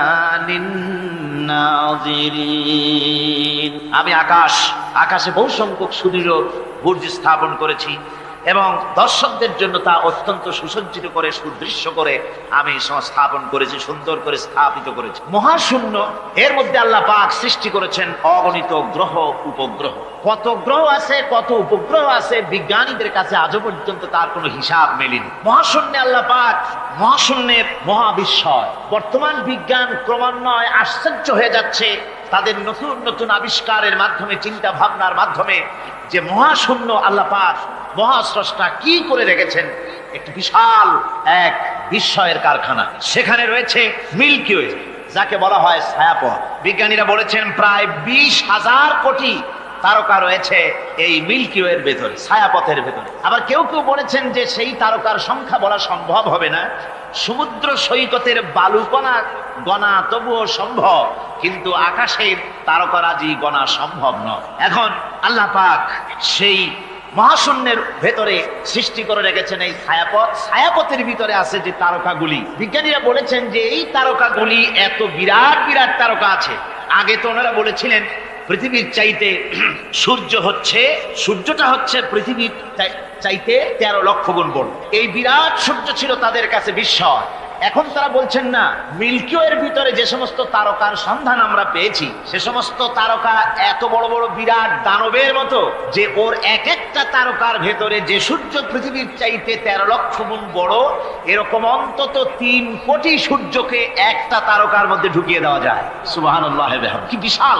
এখন এই তারকা, এই গ্রহ এবং উপগ্রহ রাজি মহাশূন্যে সব পরিভ্রমণ করছে, কেউ কিন্তু দাঁড়িয়ে নাই। বিজ্ঞানীরা বলছেন, কেউ বলেছেন সূর্য ঘোরে, কেউ কয় না পৃথিবী ঘোরে, কেউ কয় না ওই চন্দ্র ঘোরে, কেউ কয় যে না আমরা মিলে সবাই ঘুরি। এখন আসলে বিষয়টা কি, কে ঘোরে আর কে ঘোরে না? আসল কথাটা নিতে হবে কোরআনের কাছ থেকে। কার কাছ থেকে? ওই চন্দ্র সূর্যের স্রষ্টা যিনি, মহাবিশ্বের স্রষ্টা যিনি, তিনি বলতে পারবেন যে আসলে ঘোরে কে। আল্লাহ রাব্বুল আলামিন বলেন, ওয়া কুল্লুন ফি ফালাকিন ইয়াসবাহুন, মহাশূন্যের পরে যা কিছু আছে সব সন্তরণশীল, সব গতিশীল, কেউ দাঁড়িয়ে নাই, সব সাঁতার কাটতেছে, সব ছোটাছুটি করছে। তা আবার এত দ্রুত গতি, এক একটা যে গতির কথা আমরা চিন্তা করতে পারবো না। ভীষণ তীর্যক গতিতে সব ছুটছে, কিন্তু ওখানে আবার কোনো ট্রাফিক পুলিশ নাই। আছে নাকি ট্রাফিক পুলিশ? আমাদের দেশে রাস্তাঘাটে কত ট্রাফিক পুলিশ আর কত ট্রাফিক সিগন্যাল লাইট। একদিকে ট্রাফিক পুলিশের হাতছানি, আর একদিকে ট্রাফিক লাইটের চোখ রাঙানি। এরপরেও অ্যাক্সিডেন্টের অভাব নাই, ঠিক কিনা কর? বেচারা বেবি ট্যাক্সি, গরিব মানুষ, রাস্তার এক পাশ দিয়ে যায়, আর ওই দত্তের মতো ট্রাক এসে এক ধাক্কা মারে, গরিব বেচারা বেবি ট্যাক্সি 3 ঠ্যাং উপরের দিকে দিয়ে রাস্তার পাশে বসে আল্লাহ আল্লাহ করে। আমাদের ট্রেন লাইনে অ্যাক্সিডেন্ট, ওই গাড়ির লাইনে অ্যাক্সিডেন্ট, এত কিছু থাকা সত্ত্বেও কিন্তু ওই মহাশূন্যে কোনো সিগন্যাল লাইট নাই, কোনো ট্রাফিক পুলিশ নাই। এই বিশাল চাঁদ, এই বিশাল সূর্য, এবং সূর্যকে গিলে খেতে পারে, কোটি কোটি সূর্য গিলে খেতে পারে এমন তারকা, অথচ অ্যাক্সিডেন্ট নেই। আছে অ্যাক্সিডেন্ট? আল্লাহ রাব্বুল আলামিন এখানে মহাশক্তিশালী অদৃশ্য সীমারেখা সৃষ্টি করেছেন। কোরআনে কারীমে রাব্বুল আলামিন বলেন, লাশ-শামসু ইয়ানবাগি লাহা আন তুদরিকাল কামারা ওয়ালাল লাইলু সাবিকুন নাহার ওয়া কুল্লুন ফি ফালাকিন ইয়াসবাহুন। প্রবল জ্ঞানী হইবে যাহারা, আপন মনেতে বুঝিবে তাহারা। রাত্রি পারে না আগে যাইবার, দিনের স্থান করি অধিকার। চন্দ্র বাঁধে না সূর্যের গায়েতে, সূর্য পারে না চন্দ্রকে ধরিতে। যার যে স্থান বহল রাখিয়া ভ্রমণ করিছে খোদাকে ডরিয়া। সুবহানাল্লাহ বিহামদিহি। ইলা আজালিন মুসাম্মা, একটা নির্দিষ্ট সময় সীমা পর্যন্ত আপন আপন কক্ষপথে সব ছুটবে আর ছুটবে, কারো সঙ্গে কারো সংঘর্ষ হবে না। জোরে কান সুবহানাল্লাহ। এরপরে ওই মহাশূন্যে অসংখ্য তারকারাজি আল্লাহ সৃষ্টি করে রেখেছেন। এত সুন্দর সুন্দর তারকা আল্লাহ বানিয়েছেন। আল্লাহ রাব্বুল আলামিন বলেন, ওয়ালাকাদ যায়্যানাস সামাআদ দুনিয়া বিমাসাবিহা ওয়া জাআলনাহা রুজুমান লিশ-শায়াতিন। এই দুনিয়ার আকাশখানিকে তারকা প্রদীপ দিয়া সাজায় রেখেছি মনের মতন। দেখো তুমি তাকাইয়া, কি সুন্দর করে তারকাগুলি বানিয়ে রাখলাম, তাকিয়ে দেখো। বিজ্ঞানীরা বলেছেন এমন এমন অনেক তারকা আছে যা আমরা চোখে দেখি না, খালি চোখে ধরা পড়ে না। ওই তারকা এত ঊর্ধ্বে, ওই তারকা যেদিন তৈরি করা হয়েছে সেদিন থেকে নিয়ে আজ পর্যন্ত ওই তারকাগুলির আলো পৃথিবীর মাটি স্পর্শ করে নাই। সুবহানাল্লাহ। অথচ আলোর গতি হচ্ছে প্রতি সেকেন্ডে 1,86,000 মাইল। এই এর সেকেন্ড আপনার একে বলা হয় লাইট ইয়ার, আলোক বর্ষ। এই হিসাবের সেকেন্ড, এই হিসাবের মিনিট, এই হিসাবের সপ্তাহ, মাস এবং বর্ষ। এরকম অসংখ্য লাইট ইয়ার, আলোক বর্ষ চলে গিয়েছে, আজও পর্যন্ত সেই তারকার আলো পৃথিবীর মাটি স্পর্শ করে নাই। তাহলে সেই তারকা কোথায়? সুবহানাল্লাহ বলে। যারা একটু আল্লাহরে গালি দিতে পারে, একটু আল্লাহ এবং ইসলামকে অস্বীকার করতে পারে, তারা আবার হিরো হয়ে যায়। দেখছেন না অবস্থা? হিরো হয়ে যায়। ওরা বলে আল্লাহ নাই, আকাশ দেখে বলে যে মহাকাশ, আসলে তো মহাকাশ না, ওটা অনেক দূরে, তাই নীলা নীলা দেখা যায়, অন্ধকার অন্ধকার, ওরকম নীল রঙের দেখা যায়, আসলে আকাশ বলতেও কিছু নাই। এরপরে ইউরি গ্যাগারিন, যিনি প্রথম মহাশূন্য পরিভ্রমণ করেছিলেন, তিনি মহাশূন্য পরিভ্রমণ করে ফিরে এসে বলেছিলেন, মহাশূন্য পরিভ্রমণ করে ফিরে এলাম।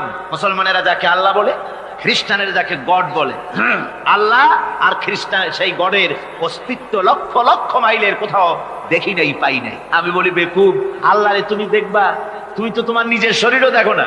তোমার মাথাটার পেছনটা দেখতে কেমন, তোমার পিঠটা দেখতে কেমন, তোমার বডির একদম পেছনের অংশটা দেখতে কেমন, তাকে জিন্দিগিতে আয়না ছাড়া দেখতে পেরেছো কোনোদিন? নিজের শরীরে দেখতে পাও না, আর শরীরের স্রষ্টা মহান আল্লাহকে দেখতে চাও, দারুণ দুঃসাহস পোষণ করতেছো। আল্লাহ পাকের ওই মহান সৃষ্টি, এই বিশাল সৃষ্টির তুলনায় আমাদের অবস্থান কোথায়? আমাদের অবস্থান হচ্ছে মহাসমুদ্রের ভিতরে কাগজ দিয়ে নৌকা বানায়া যদি ছেড়ে দেওয়া যায়, তো মহাসমুদ্রে কাগজের নৌকাটার যে অবস্থা, এই আল্লাহর মহাবিশ্বে মহাশূন্যের ভেতরে স্পেস, মহাশূন্য আল্লাহর মহাসৃষ্টি, এর ভেতরে আমাদের অবস্থানও আটলান্টিক মহাসাগরে কাগজের নৌকাটা যেমন, আমাদের পৃথিবীর অবস্থাটা তেমন। সুবহানাল্লাহ। আল্লাহ কত বিরাট! সুবহানাল্লাহ। আমার বন্ধুগণ, আল্লাহ পাক বলছেন যে এইভাবে করে আমি চন্দ্র সৃষ্টি করেছি এবং সূর্য সৃষ্টি করেছি। ওয়াজআলা ফিহা সিরাজা ওয়া কামারাম মুনীরা, সেখানে একটা প্রদীপ আমি জ্বালিয়েছি, সেই প্রদীপটা হচ্ছে সূর্য। এই সূর্যটা হচ্ছে বিশাল, যা পৃথিবী থেকে 9,30,00,000 মাইল দূরে যে সূর্য অবস্থান করছে, এত দূরে থাকা সত্ত্বেও এই সূর্যের দিকে মানুষ খালি চোখে তাকাতে পারে না, এত উত্তপ্ত। সূরা নাবার মধ্যে আল্লাহ বলেছেন এটাকে ওয়াজআলনা সিরাজাও ওয়াহাজা, উত্তপ্ত, অতি উজ্জ্বল, অতি উত্তপ্ত প্রদীপ এই সূর্যটাকে আল্লাহ বলেছেন। তার তাপ এত বেশি যে পৃথিবীর কোন কোন জায়গায় সূর্যের তাপ 140 ডিগ্রি ফারেনহাইট পর্যন্ত উঠে যায়, এত তাপ হয়। তো এই সূর্যের দিকে মানুষ যদি খালি চোখে তাকায়, তাহলে তার চোখের দৃষ্টিশক্তি বিনষ্ট হয়ে যাওয়ার সম্ভাবনা থাকে। এই সূর্য দিয়ে আল্লাহ পাক ফসল পাকান, এই সূর্য দিয়ে জীবকুলের প্রাণ শক্তির সঞ্চার করেন আল্লাহ পাক। এই সূর্য, বিজ্ঞানীরা বলেছেন, একটা বই আছে লেখকের নাম আমার মনে নাই। Man does not stand alone. এই বইয়ের ভিতরে এই বিজ্ঞানী লিখেছেন, আল্লাহর সৃষ্টি রহস্য সম্পর্কে লিখেছেন যে সূর্য যেখানে এখন আছে, স্রষ্টা নিশ্চয়ই একজন আছেন, তিনি বলছেন যে সূর্য যেখানে আছে ওখান থেকে যদি কিছু নিচে নেমে আসতো সূর্য, তাহলে গোটা পৃথিবী পুড়ে ছাই হয়ে যেত। আর যেখানে আছে ওখান থেকে যদি কিছু উপরে উঠে যেত, গোটা পৃথিবী হিম শীতলতায় গোটা পৃথিবী ফ্রিজ হয়ে যেত। অথচ একটা মাপা একটা জায়গায় আল্লাহ পাক এই সূর্যকে রেখেছেন, সুবহানাল্লাহ পড়ে। আবার চন্দ্রকেও এমন একটা মেজারমেন্ট করা জায়গায় আল্লাহ রেখেছেন, এই চন্দ্র যদি উপরে উঠে যেত যেখানে আছে সেখান থেকে গোটা পৃথিবীটা মরুভূমি হয়ে যেত। আর যেখানে আছে সেখান থেকে যদি নিচে নেমে আসতো কিছুটা, তাহলে গোটা পৃথিবী বন্যায় প্লাবনে গোটা পৃথিবী ভেসে চলে যেত। সুবহানাল্লাহ ওয়া বিহামদিহি। এই চন্দ্রকে আল্লাহ পাক এভাবে রেখেছেন, সূর্যকে এভাবে রেখেছেন। আবার এই সূর্যের রয়েছে অতি বেগুনি রশ্মি। সেই অতি বেগুনি রশ্মি যেন এমন একটা পাওয়ার আছে সূর্যের, যে সূর্যের তাপ যদি পৃথিবীর মানুষ গায়ে লাগে, ওই রশ্মিটা যদি লাগে, সৃষ্টি জগতের ক্যান্সার হবে, সৃষ্টি জগৎ মরে যাবে, বাঁচতে পারবে না, অসুখ করবে। সেজন্য ওজোন স্তর একটা আল্লাহ বানিয়ে রেখেছেন, ওজোন একটা স্তর, যেটাকে বিজ্ঞানীরা এখন বলছেন গ্রিন হাউস এফেক্ট। এই ওজোন স্তরে ফাটল ধরেছে, বিজ্ঞানীরা লক্ষ্য করেছেন ওজোন স্তরে ফাটল ধরে সূর্যের সেই ক্ষতিকারক পাওয়ারটা পৃথিবীর মাটির কাছে চলে আসতেছে। এখন এটাকে ঠেকাবার ব্যবস্থা করা হচ্ছে। আমার বন্ধুগণ, এটা কেন হচ্ছে? আল্লাহ রাব্বুল আলামিন বলেন, ওয়ামা আসাবাকুম মিন মুসিবাতিন ফাবিমা কাসাবাত আইদিকুম। তোমাদের উপরে যত বিপদ আসে, মুসিবত আসে, সব তোমাদের হাতের কামাই করা, দুই হাতের কামাই করা, দু হাত দিয়ে যা কামাই করেছো তার ফল তোমাদের পেতে হচ্ছে। গ্রিন হাউস এফেক্ট কেন হলো? কারণ হচ্ছে আমাদের গাড়ি থেকে যে কার্বন ডাই অক্সাইড কালো ধোঁয়া আমরা বের করি, আমাদের মিল কলকারখানা থেকে যে চিমনি থেকে কালো ধোঁয়া বের হয়, এগুলিকে শোষণ করার জন্য, এগুলিকে নষ্ট করার জন্য হলো গাছ। গাছ হলে মানুষের বন্ধু। আমরা জনমের মতো গাছ কাটি, লাগাই না। এভাবে করে প্রকৃতির ভারসাম্য আমরা নষ্ট করেছি। আমরা প্রকৃতির ভারসাম্য নষ্ট করবার জন্য ইচ্ছে করে দেশের পাহাড়গুলিকে ধ্বংস করছি। অথচ আল্লাহ পাক বলেছেন, এই পাহাড় পৃথিবীর ভারসাম্য রক্ষার জন্য, প্রকৃতির ভারসাম্যকে রক্ষা করার জন্য আমি পাহাড় সৃষ্টি করেছি। জোরে বলেন সুবহানাল্লাহ। মানুষ এভাবে নিজের সর্বনাশ নিজেই করতেছে। আল্লাহ পাক বলছেন, এভাবে করে আমি সব কিছুকে একটা সুন্দর পদ্ধতি দিয়ে সৃষ্টি করেছি। আর ওই যে আলোকমণ্ডিত চাঁদ, ওই চাঁদ সম্পর্কে প্রশ্ন তুলেছে কাফেরেরা, যে চাঁদটা কি? ওয়ায়াসআলুনাকা আনিল আহিল্লাম কুল হিয়া মাওয়াকিতু লিন্নাস। আল্লাহ রাব্বুল আলামিন বলেন, নবী আপনাকে প্রশ্ন করা হয় চাঁদের ক্রমবর্ধমান এবং ক্রমহ্রাস সম্পর্কে, যেটা কি আপনি তাদেরকে বলে দেন, আমি এই চাঁদকে একটা প্রাকৃতিক ক্যালেন্ডার বানায়া, চিরস্থায়ী ক্যালেন্ডার বানিয়ে তাম পৃথিবীর মানুষের জন্য আকাশে ঝুলায় রেখেছি, মহাশূন্যে টানায় রেখেছি, যেন প্রতিদিন রাত্রি বেলায়, দিনের বেলায়, রাতের বেলায় তারা দিন রাত মাস বছর গণনা করতে পারে। এই জন্য বিনা পয়সার একটা ক্যালেন্ডার আমি ঝুলায় রাখছি। জোরে বলেন সুবহানাল্লাহ।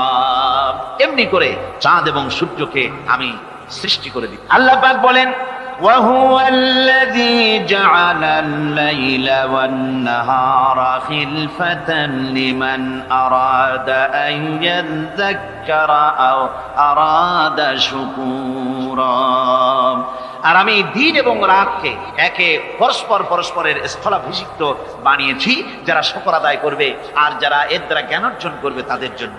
অর্থাৎ তারা এগুলি দেখে মনে করবে যে এগুলি খালি খালি না। এই যে রাত আসতেছে, দিন আসতেছে, দিন এবং রাত্রের এই যে পরিবর্তনটা, এর মধ্যে রয়েছে নিদর্শন। সূরা আলে ইমরানের মধ্যে আল্লাহ পাক বলেন, ইন্না ফি খালকিস সামাওয়াতি ওয়াল আরদি ওয়াখতিলাফিল লাইলি ওয়ান নাহার লাআয়াতিন লিউলিল আলবাব। যারা নিশ্চয়ই আমার এই সৃষ্টি রহস্য সম্পর্কে, দিন এবং রাতের পরিবর্তনের ব্যাপারে যারা চিন্তা করে, গবেষণা করে, তাদের জন্য আমি অনেক কিছু চিন্তার বিষয়ের মধ্যে রেখে দিয়েছি।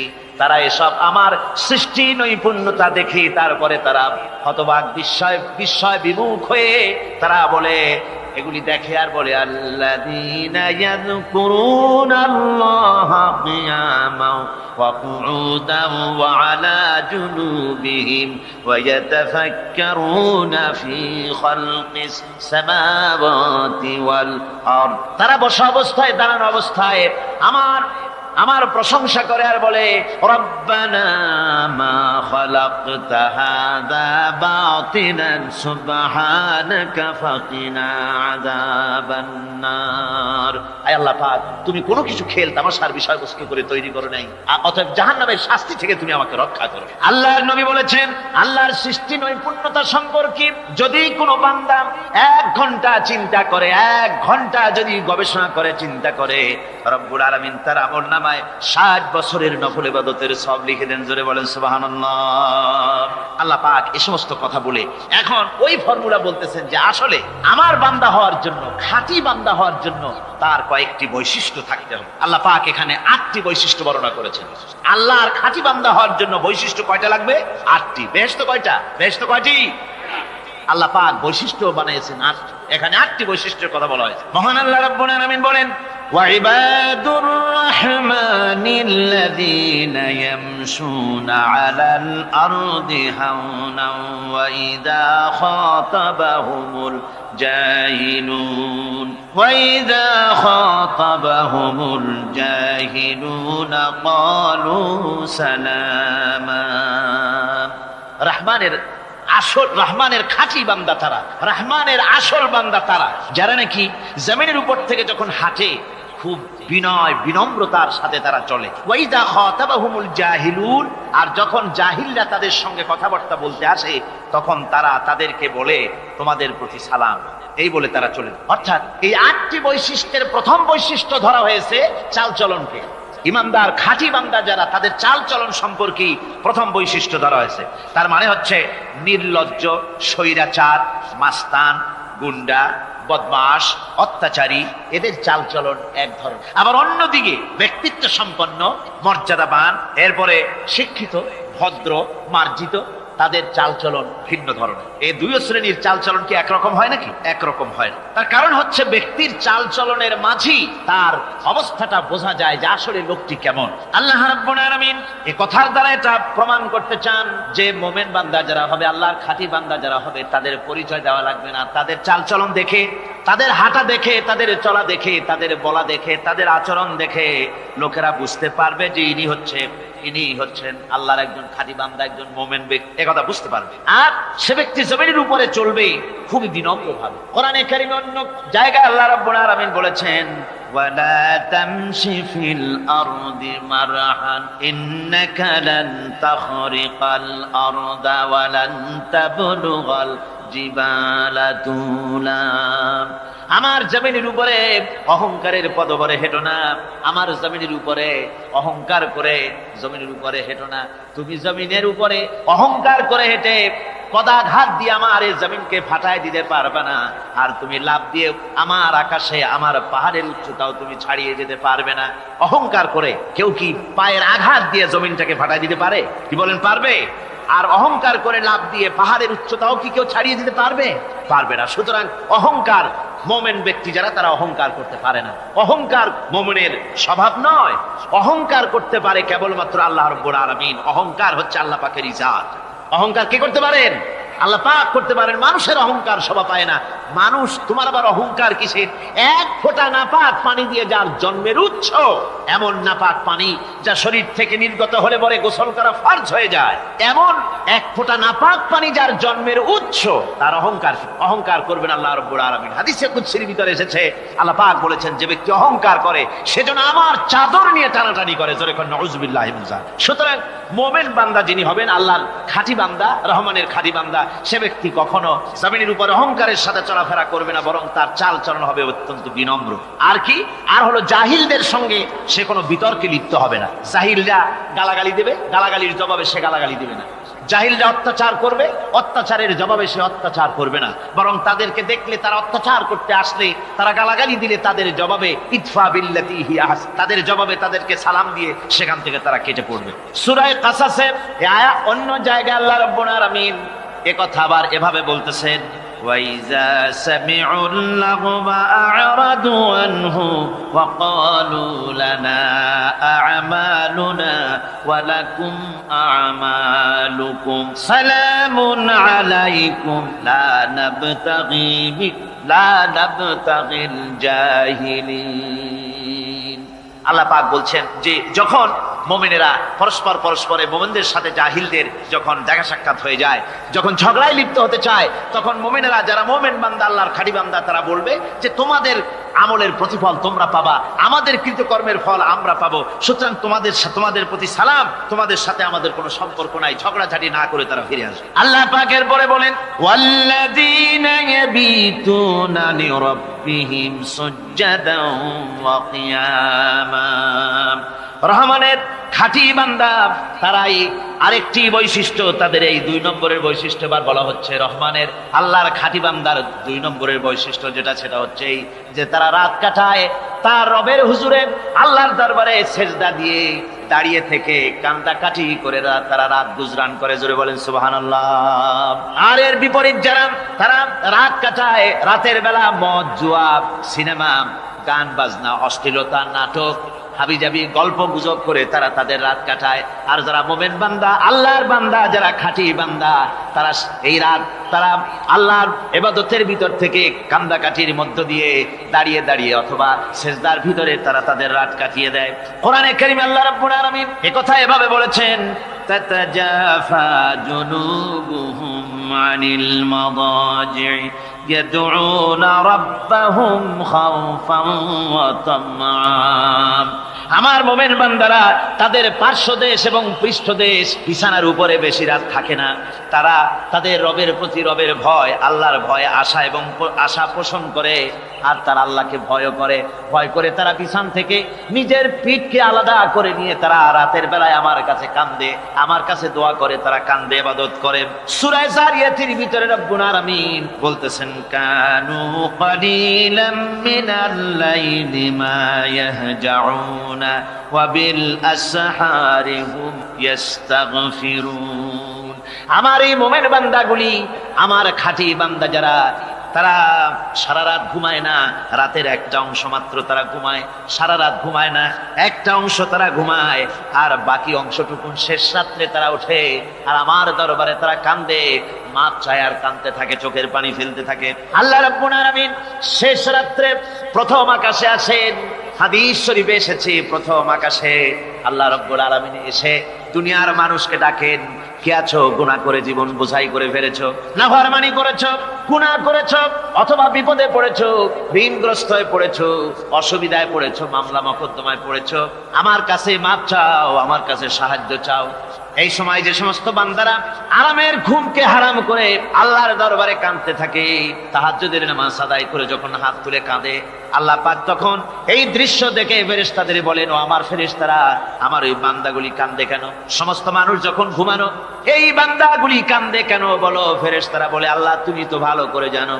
ফেরেশতারা বলে, আল্লাহ পাক বলবেন, তবুও তোমাদের মুখ থেকে শুনতে চাই।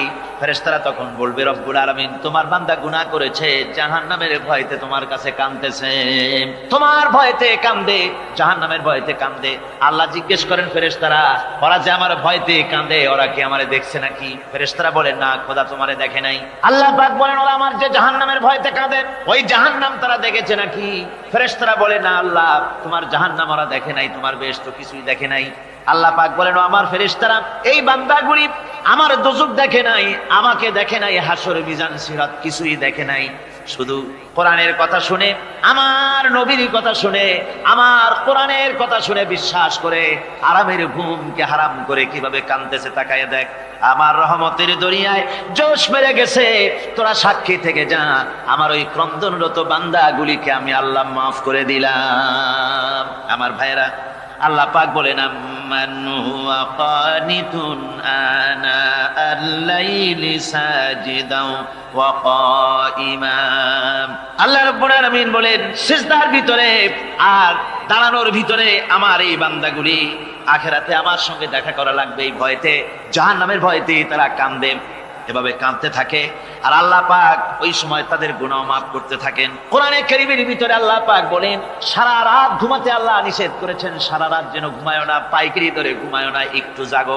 ওয়াজকুর ইসমা রাব্বিকা বুকরাতাও ওয়া আসীলা। সকাল এবং সন্ধ্যায় তোমার প্রভুর, তোমার রবের জিকির করো, স্মরণ করো। ওয়া মিনাল লাইলি ফাসজুদ লাহু ওয়াসাব্বিহহু লাইলান তাওয়িলা। তোমার রাতের বেলায় রাতের একটা অংশ সেজদায় অবনত হও, আর রাতের দীর্ঘ সময় ঘুমায় থেকো না, হয় একটা লম্বা সময় ঘুমাও, কিন্তু একটা অংশ রাখো যে সময় তুমি আমার দরবারে সেজদায় পড়ে যাবে, কাঁদবে। আমার বন্ধুগণ, রাতটা ওয়াজআলনাল লাইলা সুবাতা, আল্লাহ রাব্বুল আলামিন ওয়াজআলনা সুবাতা ওয়াজআলনান নাওমা সুবাতা ওয়াজআলনাল লাইলা লিবাসা, ঘুমকে বানাইছেন আল্লাহ শান্তির বাহন, আর রাতকে করেছেন আচ্ছাদন। রাতকে কি করেছেন? আচ্ছাদন। রাতকে একটা পর্দা লাগিয়ে দিয়েছেন, রাতের পর্দা। যেহেতু প্রেম ভালোবাসা ঢোল পিটায় করা যায় না। ঢোল পিটায় প্রেম করা যায়? যায় না। মানুষকে দেখায় দেখায় প্রেম ভালোবাসা করা যায় না। এটা হলো দুনিয়ার রীতিনীতি। দুনিয়ায় যেটা মানুষেরা করে, আসল সবচাইতে বড় ভালোবাসার পাত্র হলেন আল্লাহ, মাশুক হলেন আল্লাহ, আশেক হলো মানুষ। আশেক এবং মাশুকের ভিতরে প্রেম বিনিময় হবে, ভালোবাসার আদান প্রদান হবে, কথোপকথন হবে। এজন্য দিনের কোলাহল পূর্ণ অবস্থায় তা হয় না বলে রব্বুল আলামিন বলেন, আমি তোমাদের জন্য রাতকে একটা আচ্ছাদন, একটা পর্দা বানায় দিয়েছি। এই রাতের পর্দার ভিতরে থেকে আমারে ডাকো, আমাকে আমার কাছেই তুমি আমাকে ডাকো, একটা লম্বা সময় নিয়ে আমাকে বলতে থাকো, আমাকে ডাকতে থাকো। আল্লাহ পাক তার নবীকেও বলেছেন, ইয়া আইয়ুহাল মুযাম্মিলু কুমিল লাইলা ইল্লা কালিলা। হে চাদর আচ্ছাদিত ব্যক্তি, রাত্রিকালে সালাতে দণ্ডায়মান থাকো, কিন্তু কম, সারা রাত জাগার দরকার নেই। একটা অংশ জাগো, যখন তুমি আমার জন্য কাঁদবে, আমার জন্য সেজদায় পড়ে থাকবে। রাসূল পাক সাল্লাল্লাহু আলাইহি ওয়াসাল্লাম তাহাজ্জুদের নামাজি সেজদায় পড়ে থাকতেন। রাতে ঘন্টার পর ঘন্টা চলে যেতেছে। হযরত আয়েশা বলেন, আমি মনে করতাম সেজদায় এমন ভাবে রাসূল পড়েছেন আর ওঠেন না, আমার মনে হতো হুজুর বুঝি ইন্তেকাল করে গেছেন। আমি রাসূলের পায়ের আঙ্গুল ধরে আস্তে করে চাপ দিতাম, হুজুর তাতে একটু ব্যথা পেয়ে আঙ্গুল নাড়া দিতেন, তখন আমি মনে করতাম আল্লাহর নবী বিদায় হন নাই, বেঁচে আছেন। আবার কখনো দাঁড়িয়ে দাঁড়িয়ে নামাজের ভিতরে তেলাওয়াত করতে করতে রাত শেষ হয়ে যেত। আমার মনে হতো এই দাঁড়ানো থেকে হুজুর বুঝি আর রুকুতে যাবেন না। আবার যখন রুকুতে যেতেন মনে হতো এই রুকু থেকে আর বুঝি সেজদায় যাবেন না। আবার যখন সেজদায় যেতেন মনে হতো এই সেজদা থেকে রাসূল বুঝি আর উঠবেন না। সুবহানাল্লাহ। সাহাবায়ে কেরাম জিজ্ঞেস করতেন, হে রাসূল, হযরত আয়েশা জিজ্ঞেস করে, হে রাসূল, আপনি এত কাঁদেন কেন, এত ইবাদত করেন, এত রাত জাগেন? হযরত আয়েশা বলেছেন, আল্লাহ নবী দাঁড়িয়ে দাঁড়িয়ে তেলাওয়াত করতে করতে, দাঁড়িয়ে দাঁড়িয়ে নামাজ পড়তে পড়তে পাও মোবারক, কদম মোবারক এমন ভাবে ফুলে যেত, সকালবেলায় জুতার মধ্যে পাও ঢুকতো না। সুবহানাল্লাহ। এইভাবে রাসূল পাক কষ্ট করতেন। জিজ্ঞাসা করতে, এত ইবাদত কেন করেন? আপনার তো আগের পিছের সমস্ত গুনাহ আল্লাহ মাফ করেছেন, কোনো গুনাহ আপনার নাই। তবু আল্লাহ বলে দিয়েছেন, নবী আপনার আগের পিছের সব মাফ, তারপরেও এত কাঁদেন কেন? আল্লাহ নবী বলেছেন, ও সাহাবীরাও, আমার স্ত্রীরা শোনো, আমি কি আমার বান্দার, আমি আমার আল্লাহর শুকরগুজারকারী বান্দায় কি আমি পরিণত হব না? যে আল্লাহ আমাকে এত নিয়ামত দিয়েছেন, আমি কি সেই আল্লাহর শুকরগুজার হব না? রাসূলুল্লাহ এভাবে কাঁদতেন। সুতরাং প্রত্যেকটি মুসলমানকে রাতের বেলায় আল্লাহর দরবারে হাত তুলে কাঁদতে হবে, মোনাজাত করতে হবে, রব্বুল আলামিন যে গুনাহ করেছি, আমি যত গুনাহ করেছি, আমাকে তুমি নেয়ামত যা দিয়েছো, এই নেয়ামত তুমি না দিলেও পারতে। তুমি ঘুমাইতে চায়, হাতের শরীরের সমস্ত অঙ্গ প্রত্যঙ্গ ঘুমের কোলে নিবেদিত হয়ে যেতে চায়। ঘুম না আসলে হাত আর চলে না, মাথায় আর ভাবতে ইচ্ছা করে না, পাও আর চলতে চায় না, হার্টবিট বেড়ে যায়, আর ঘুমালে পরে সব শান্ত হয়ে যায়। সুবহানাল্লাহ কব না? আল্লাহ রাব্বুল আলামিন বলেন, এই নিদ্রা কি, এই ঘুমকে আমি তোমাদের জন্য শান্তির বাহন বানিয়ে দিয়েছি। আলাম ইয়ারাউ আন্না জাআলনাল লাইলা লিয়াসকুনু ফীহি ওয়ান নাহারা মুবসিরান ইন্না ফী যালিকা লাআয়াতিন লিকাওমিন ইউমিনুন।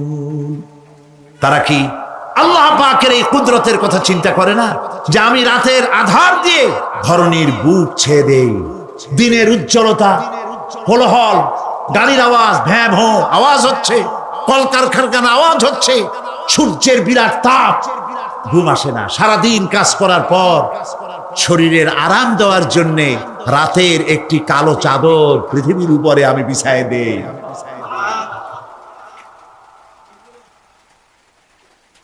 আর মানুষ আরাম গ্রহণ করে। শুধু মানুষ না, সব প্রাণী আরাম গ্রহণ করে।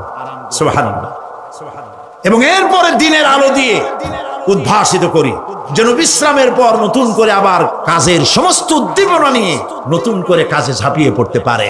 কয়েক ঘন্টা অথবা সারাদিন হাড় ভাঙা খাটুনি খেটেছে, রিক্সা চালাইছে, গাড়ি চালাইছে, আড়াই মনের বস্তা মাথায় করে টেনেছে, চিন্তা ভাবনা করেছে। এরপরে যখন এই লোকটি কয়েক ঘন্টা মাত্র নিদ্রা গেল, আরাম পেল, মস্তিষ্ক হালকা হয়ে গেল, হার্টবিট কমে গেল, হাতের পায়ের কর্মোদ্দীপনা বেড়ে গেল, নতুন করে আবার কাজ করার জন্য সুযোগ এসে গেল। দুনিয়ার মানুষকে কর্মক্ষম রাখার জন্য আল্লাহ পাক ঘুমকে বানিয়েছেন নিয়ামত। সুবহানাল্লাহ বলেন। ওয়া মিন আয়াতিহি মানামুকুম বিল-লাইলি ওয়ান-নাহারি ওয়াবতিগাউ মিন ফাদলিহি। আল্লাহ পাক বলেন, তোমাদের রাত আর দিনের বেলায় নিদ্রা যাওয়া, এবং এটাই হচ্ছে তার অনুগ্রহ। রাত আর দিনের নিদ্রা যাওয়ার পরে আমার অনুগ্রহ অর্থাৎ রিজেক তালাশ করার জন্য শরীরের ভিতরে, মনের ভিতরে, হাত পায়ের মধ্যে কর্মের উদ্দীপনা আমি তোমাদের দিয়ে দেই। মহাবিজ্ঞানী আল্লাহ রাব্বুল আলামিনের এই বিশাল কুদরত এবং দয়া, যে মানুষকে তিনি ক্লান্তি দূর করার জন্য তিনি ঘুম দিয়েছেন, আলহামদুলিল্লাহ বলি। অনেক মানুষ আছে ঘুমাইতে পারে না, ঘুমাবার জন্য ফেনার গান খায়, ঘুমাবার জন্য ভেলিয়াম খায়, সিডাক্সিন খায়, রিল্যাক্সিন খায়, কত অ্যাক্সিন, অক্সিজেন, কত কিছু খায়, তারপরেও ঘুম আসে না। এই ঘুম যার আসে না, বিরাট নিয়ামত থেকে বঞ্চিত। ঘুম একটি নিয়ামত, আলহামদুলিল্লাহ বলি, বিশাল নিয়ামত ঘুম। আল্লাহ যে সমস্ত নিয়ামত আমাদের জন্ম থেকে শুরু করে এ পর্যন্ত বডির মধ্যে দিছেন, মৃত্যুর আগে আল্লাহ যেন একটিও কেড়ে না নেন, বলি আমিন। আল্লাহ রাব্বুল আলামিনের পরে বলেন, ওয়াজআলনা আল-লাইলা লিবাসা ওয়াজআলনা আন-নাহারা মাআশা। আর রাতকে করেছি আচ্ছাদন, আবরণ, দিনকে রুজি কামাবার জন্য ব্যবস্থা করে দিয়েছি। দিনের বেলা রুজি কামাবেন, দিনের বেলায় ঘুমায় থাকবেন না। বহুত মানুষ আছে সকাল বেলায় ঘুম দিল, 12টা 1টা বাজে গেল। উর্দুতে ছোটবেলায় পড়েছিলাম, জিসনে সোয়া উসনে খোয়া, যে ঘুমাইলো সব সর্বনাশ করলো। অসময় ঘুমানো, অসময় ঘুমানো সর্বনাশ হয়ে যাবে সব। এই জন্য আল্লাহ পাক বলেছেন, দিনটারে বানাইছি রুজি কামাবার জন্য। রুজি কামাও, রুজি কামানো এটা একটা ইবাদত। রুজি কামানো কি? হালাল রুজি কামাবেন, ইবাদত। আপনি যে আপনার স্ত্রীকে একটা ব্লাউজ কিনে দেন, কাপড় চোপড়, প্রয়োজনীয় কসমেটিক্স কিনে দেন, আপনি যে বাজার ঘাট করেন, সব হালাল পয়সা যদি হয়, সাদকা দেওয়ার মতো সমান সওয়াব হবে। রুজি কামাইতে হবে, এটা আল্লাহ পাকের হুকুম, রুজি কামাও।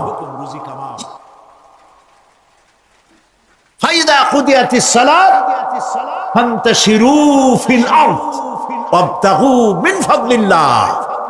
সুবহানাল্লাহ বলে।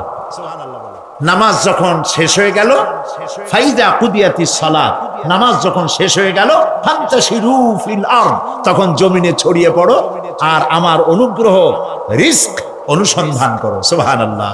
মসজিদে বসে বসে খালি তাসবিহ টিপতে থাকো না, কাজের সময় কাজ করো।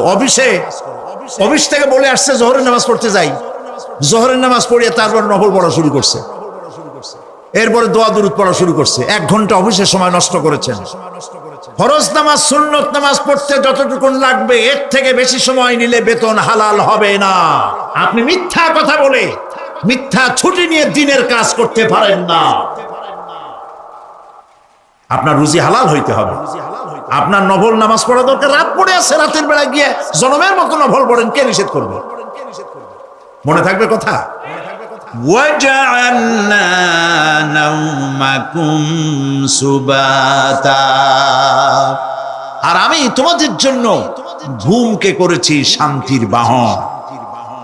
মানুষের অঙ্গ প্রত্যঙ্গ প্রত্যেকটির কাজ ভিন্ন, প্রকৃতিও ভিন্ন। চোখ দেখে, কান শোনে, জিহ্বা স্বাদ গ্রহণ করে, নাক শোনে, নাক শোখে, মস্তিষ্ক চিন্তা ভাবনা করে। এ হলো প্রকৃতি।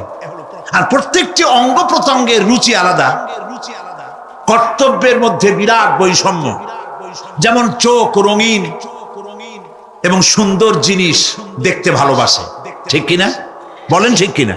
একটা খারাপ জিনিসের দিক চোখ পড়লেই মানুষ তাড়াতাড়ি চোখ ফিরায় না, ঠিক না? চোখ সুন্দর এবং রঙিন জিনিস দেখতে ভালোবাসে। কান সুমধুর সুর শুনতে ভালোবাসে, উৎসাহ বোধ করে। আর হাত নরম এবং মসৃণ জিনিসে স্পর্শ করতে উৎসাহ বোধ করে। নাক আতরের গন্ধ শুঁকতে ভালো লাগে। আর মন নতুন নতুন রঙিন ভাবনা ভাবতে চেষ্টা করে। বাড়ি বানাবো, বিল্ডিং বানাবো, ইন্ডাস্ট্রি করব, ছেলে বিয়ে দেবো, মেয়ে বিয়ে দেবো, অমুক জায়গায় বিরাট লোকের কাছে। ভাবতে ভাবতে ভাবের সাগরে হারিয়ে যায়। আর ভাবনার ভিতরে খেয়ালে যদি কেউ পোলাও পাকায়, বাস্তবে তা হোক আর না হোক, খেয়ালে মনে মনে যদি কেউ পোলাও পাকায়, তাহলে ঘিয়ের দাম যাই হোক না কেন তাতে কিছু আসে যায় না। মানুষ রঙিন রঙিন ভাবনা ভাবতে খুব মজা পায়। তাহলে আমি কি বুঝাইতে চাইলাম? চোখের কাজ, নাকের কাজ, মুখের কাজ, কানের কাজ, মনের কাজ, প্রত্যেকটি অঙ্গ প্রত্যঙ্গের ভিন্ন ভিন্ন কাজ আছে, ভিন্ন ভিন্ন রুচি আছে। প্রিয় ভাই সব, হযরত ওমর ফারুক রাদিয়াল্লাহু তাআলা আনহু তিনি একবার মসজিদে নববীর মধ্যে দেখলেন ফজরের সময়, জোহরের সময় তিনি দেখলেন ফজরে যাদের দেখলাম এক জায়গায় বসা ৫-৭টা লোক, জোহরে তো তাদেরই দেখতেছি। আসরের সময় দেখলেন ওইখানে বসা, মাগরিবেও দেখলেন, এশায়ও দেখলেন। এশার নামাজের পর তিনি প্রশ্ন করলেন, তোমরা কারা? বলল যে আমরা হলাম দূরের থেকে আসছি, মসজিদে নববী শ্রেষ্ঠ মসজিদ, এখানে বসে বসে আল্লাহর জিকির আজগার করি। আল্লাহর জিকির আজগার করো, নামাজ পড়ো, খাও কি? কাজে কিছু লোক আছে ওরা মেহেরবানি করে রান্না করে আনিয়া আমাদের খাওয়াইয়া যায়। হযরত ওমর ফারুক রাদিয়াল্লাহু তাআলা আনহু বললেন, তাহলে তো তোমার চাইতে, তোমরা যে কয়জন এখানে বসে ইবাদত করো, তোমাদের চাইতে ওই ব্যক্তি অনেক উত্তম যে নিজে রুজি কামাই করে তোমাদের খাওয়ায় যায়। তোমরা তো অলস। শুনে রাখো, নামাজের সময় ছাড়া আগামীকাল এই জায়গায় যদি বসা দেখি, ব্যাস মেরে বের করে দেবো মসজিদ নববী থেকে। ইসলাম কাজের প্রতি উদ্দীপনা দিয়েছে, ইসলাম কাজের ট্রেনিং দিয়েছে। সুবহানাল্লাহ বলে কাজ করো আর খাও। বসে বসে বাপের বোঝা হইও না। আমাদের দেশে বহু পোলাপান আছে বাপের হোটেলে খায় আর মসজিদে গিয়া ঘুমায়। খুব সহজ কাজ। কেন এরকম করো বাবাজি? চাকরি পাই না। আচ্ছা চাকরি পাও না, চাকরি তো আমাদের দেশে এক সোনার হরিণ। অথর্ব মন্ত্রীর অথর্ব ভাগ্না চাকরি হয়ে যায়, কিন্তু ফার্স্ট ক্লাস ফার্স্ট হয়েছে এমএতে চাকরি হয় না। এটা দেশের কপাল, এটা দেশের দুর্ভাগ্য। কিন্তু চাকরি পাও নাই বলে বাপের ঘাড়ের বোঝা হয়ে থাকবা। বউতে তোমার ঘুম দেখা বউ একা একা কানবে, আল্লাহ কোন উল্লুকের সাথে বিয়ে হইল আমার, সারাদিন ঘুমায়। প্রিয় ভাই সব, চাকরি পান নাই তো অসুবিধা কি? আপনি বাসের ড্রাইভার হন, আপনি সিনেমা দান বেছেন, আপনি জমিন চাষ করেন। জমিন চাষ করার লজ্জা? এই পৃথিবীর প্রথম মানুষ আদম আলাইহিস সালাম জমিন চাষ করেছেন। ইদ্রিস আলাইহিস সালাম দর্জিগিরি করেছেন। দাউদ আলাইহিস সালাম কর্মকার হয়ে লোহা দিয়ে অস্ত্র তৈরি করেছেন। নবী করিম সাল্লাল্লাহু আলাইহি ওয়াসাল্লাম ব্যবসা করেছেন। কাজী বেকার যুবকদেরকে বলতে চাই, বাপ আর শ্বশুরের বোঝা হয়ে থাকার মতো লজ্জার জিনিস আর কিছুই নাই। বাপের কামাই খাওয়া, লেখাপড়া শেখার পর তোমার জন্য জায়েজ নাই। কাজ করো, কাজের অভাব নাই, হালাল কাজ করো, রুজিতে আল্লাহ বরকত দিয়ে দিবে।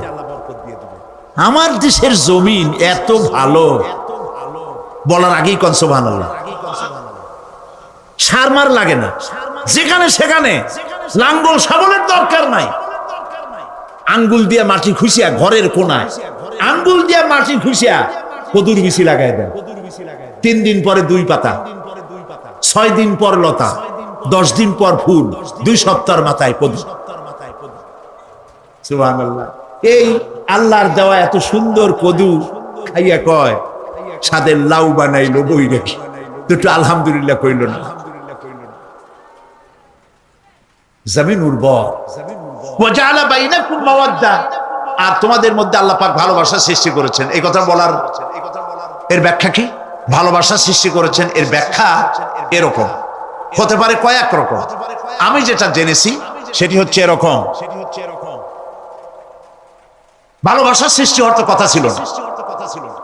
এক পর্যায়ে ভালোবাসা থাকবে কোন একটি বিশেষ সময়, বাকি সব সময় ঝগড়া হবে, এটাই হওয়া স্বাভাবিক ছিল। ধরুন মেয়ের বাড়ি চট্টগ্রাম, ছেলের বাড়ি বরিশাল। মেয়ে শুটকি খেতে খুব পছন্দ করে, ছেলের গন্ধও সহ্য করতে পারে না। ছেলে বলে খড়ে জাত দে, আর মেয়ে বলে খড়ে জাত দে, আর ছেলে বলে যে কমে যাও।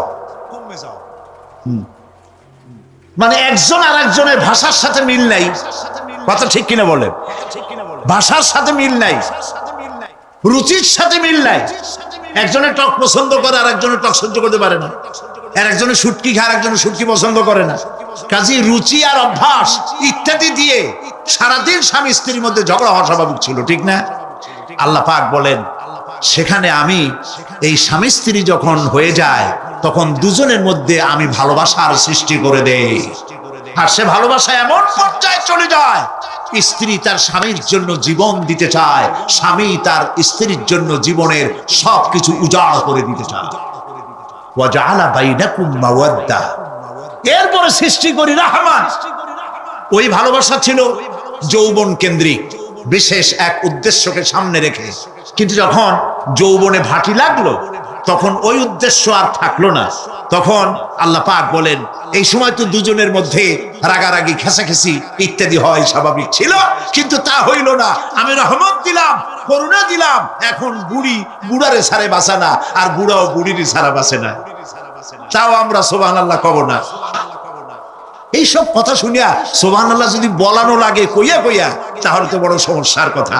শুনলেন কি আর বুঝলেন না কি? প্রিয় ভাই সব, আমি বুঝতে পারছি আপনারা বলেন ঠিকই, তবে শুনতে শুনতে মোহমুগ্ধ হয়ে বলার সময় পান। আলহামদুলিল্লাহ, বলি আলহামদুলিল্লাহ। তো আল্লাহ রাব্বুল আলামিন পরস্পরের মধ্যেই ভালোবাসা সৃষ্টি করলেন। এটি আল্লাহ পাকের আয়াত। এটা আল্লাহ পাকের কি বলুন? আয়াত মানে কি? নিদর্শন। আমার ভাইরা, আমার নিজের জীবনে এক দৃষ্টান্ত আমি প্রায় বলি লোকদেরকে। ছোটবেলায় মাদ্রাসা থেকে বাড়ি ফিরতেছি, তখন গয়নার নৌকা, লঞ্চ নাই, নৌকা। সেই নৌকা বিরাট লম্বা নৌকা, 4-5 জনে দাঁড় বায়, বড় বড় লম্বা লম্বা দাঁড়, ছিপ নৌকা, খুব লম্বা নৌকা। এই নৌকাগুলি প্যাসেঞ্জার বহন করে। স্টেশন আসতে পরে ঢোল পিঠায়, মানুষ এসে ওঠে। রাতের বেলায় চলতে হয়, রাতেই এগুলো চলতো বেশি, আজকাল এগুলি আর নাই। সেই নৌকার মাঝখানে থাকতো বাঁশ পোতা, 2 দিকে মানুষ শোবে, নৌকার 2 দিকে মাথা দিয়ে, একদিকে পা দিয়ে শোবে। ছাত্র জীবন শুয়ে আছে এরকম করে, কিন্তু পা লম্বা করা যায় না। পা লম্বা করলে আর একজনের বুকের উপরে গিয়ে ওঠে। এভাবে করে পা কতক্ষণ গোটো করে রাখা যায়? কিছুক্ষণ পর মনের মধ্যে চিন্তা জাগলো যে আল্লাহ, হাঁটুতে তো ব্যথা করতেছে, এই হাঁটুগুলি যদি নাট বল্টুর মতো মোড়ায় মোড়ায় খোলার সিস্টেম করে দিতে, তাহলে তো এখন কষ্ট হতো না। ঠ্যাংডারে মোড়ায়া খুলিয়া তারপরে ব্যাগের মধ্যে ভরিয়া বালিশের কাজে হতো, ঠ্যাংও ব্যথা করতো না। ছাত্র হলে যত চিন্তা মাথার মধ্যে আসে, এইসব চিন্তা, কেলুর মধ্যে একটা মুড়ি পেঁয়াজ হলে ভালো হইতো, এইসব চিন্তা করতেছে। চিন্তা করে করে এক ফাঁকে ঘুম এসে গেল। সকালবেলায় নৌকা যখন ফিরেছে স্টেশনে, ঘুম ভেঙে গেল যাত্রীদের চিৎকারে। একজন বলছে আমার মানি ব্যাগ চুরি হয়েছে, আর একজন বললো আমার হ্যান্ড ব্যাগ গেছে, আর একজন বলছে আমার ব্রিফ কেস গেছে, চোরে নিয়ে গেছে। ওরা তো যার যার হারানো জিনিস নিয়ে ব্যস্ত।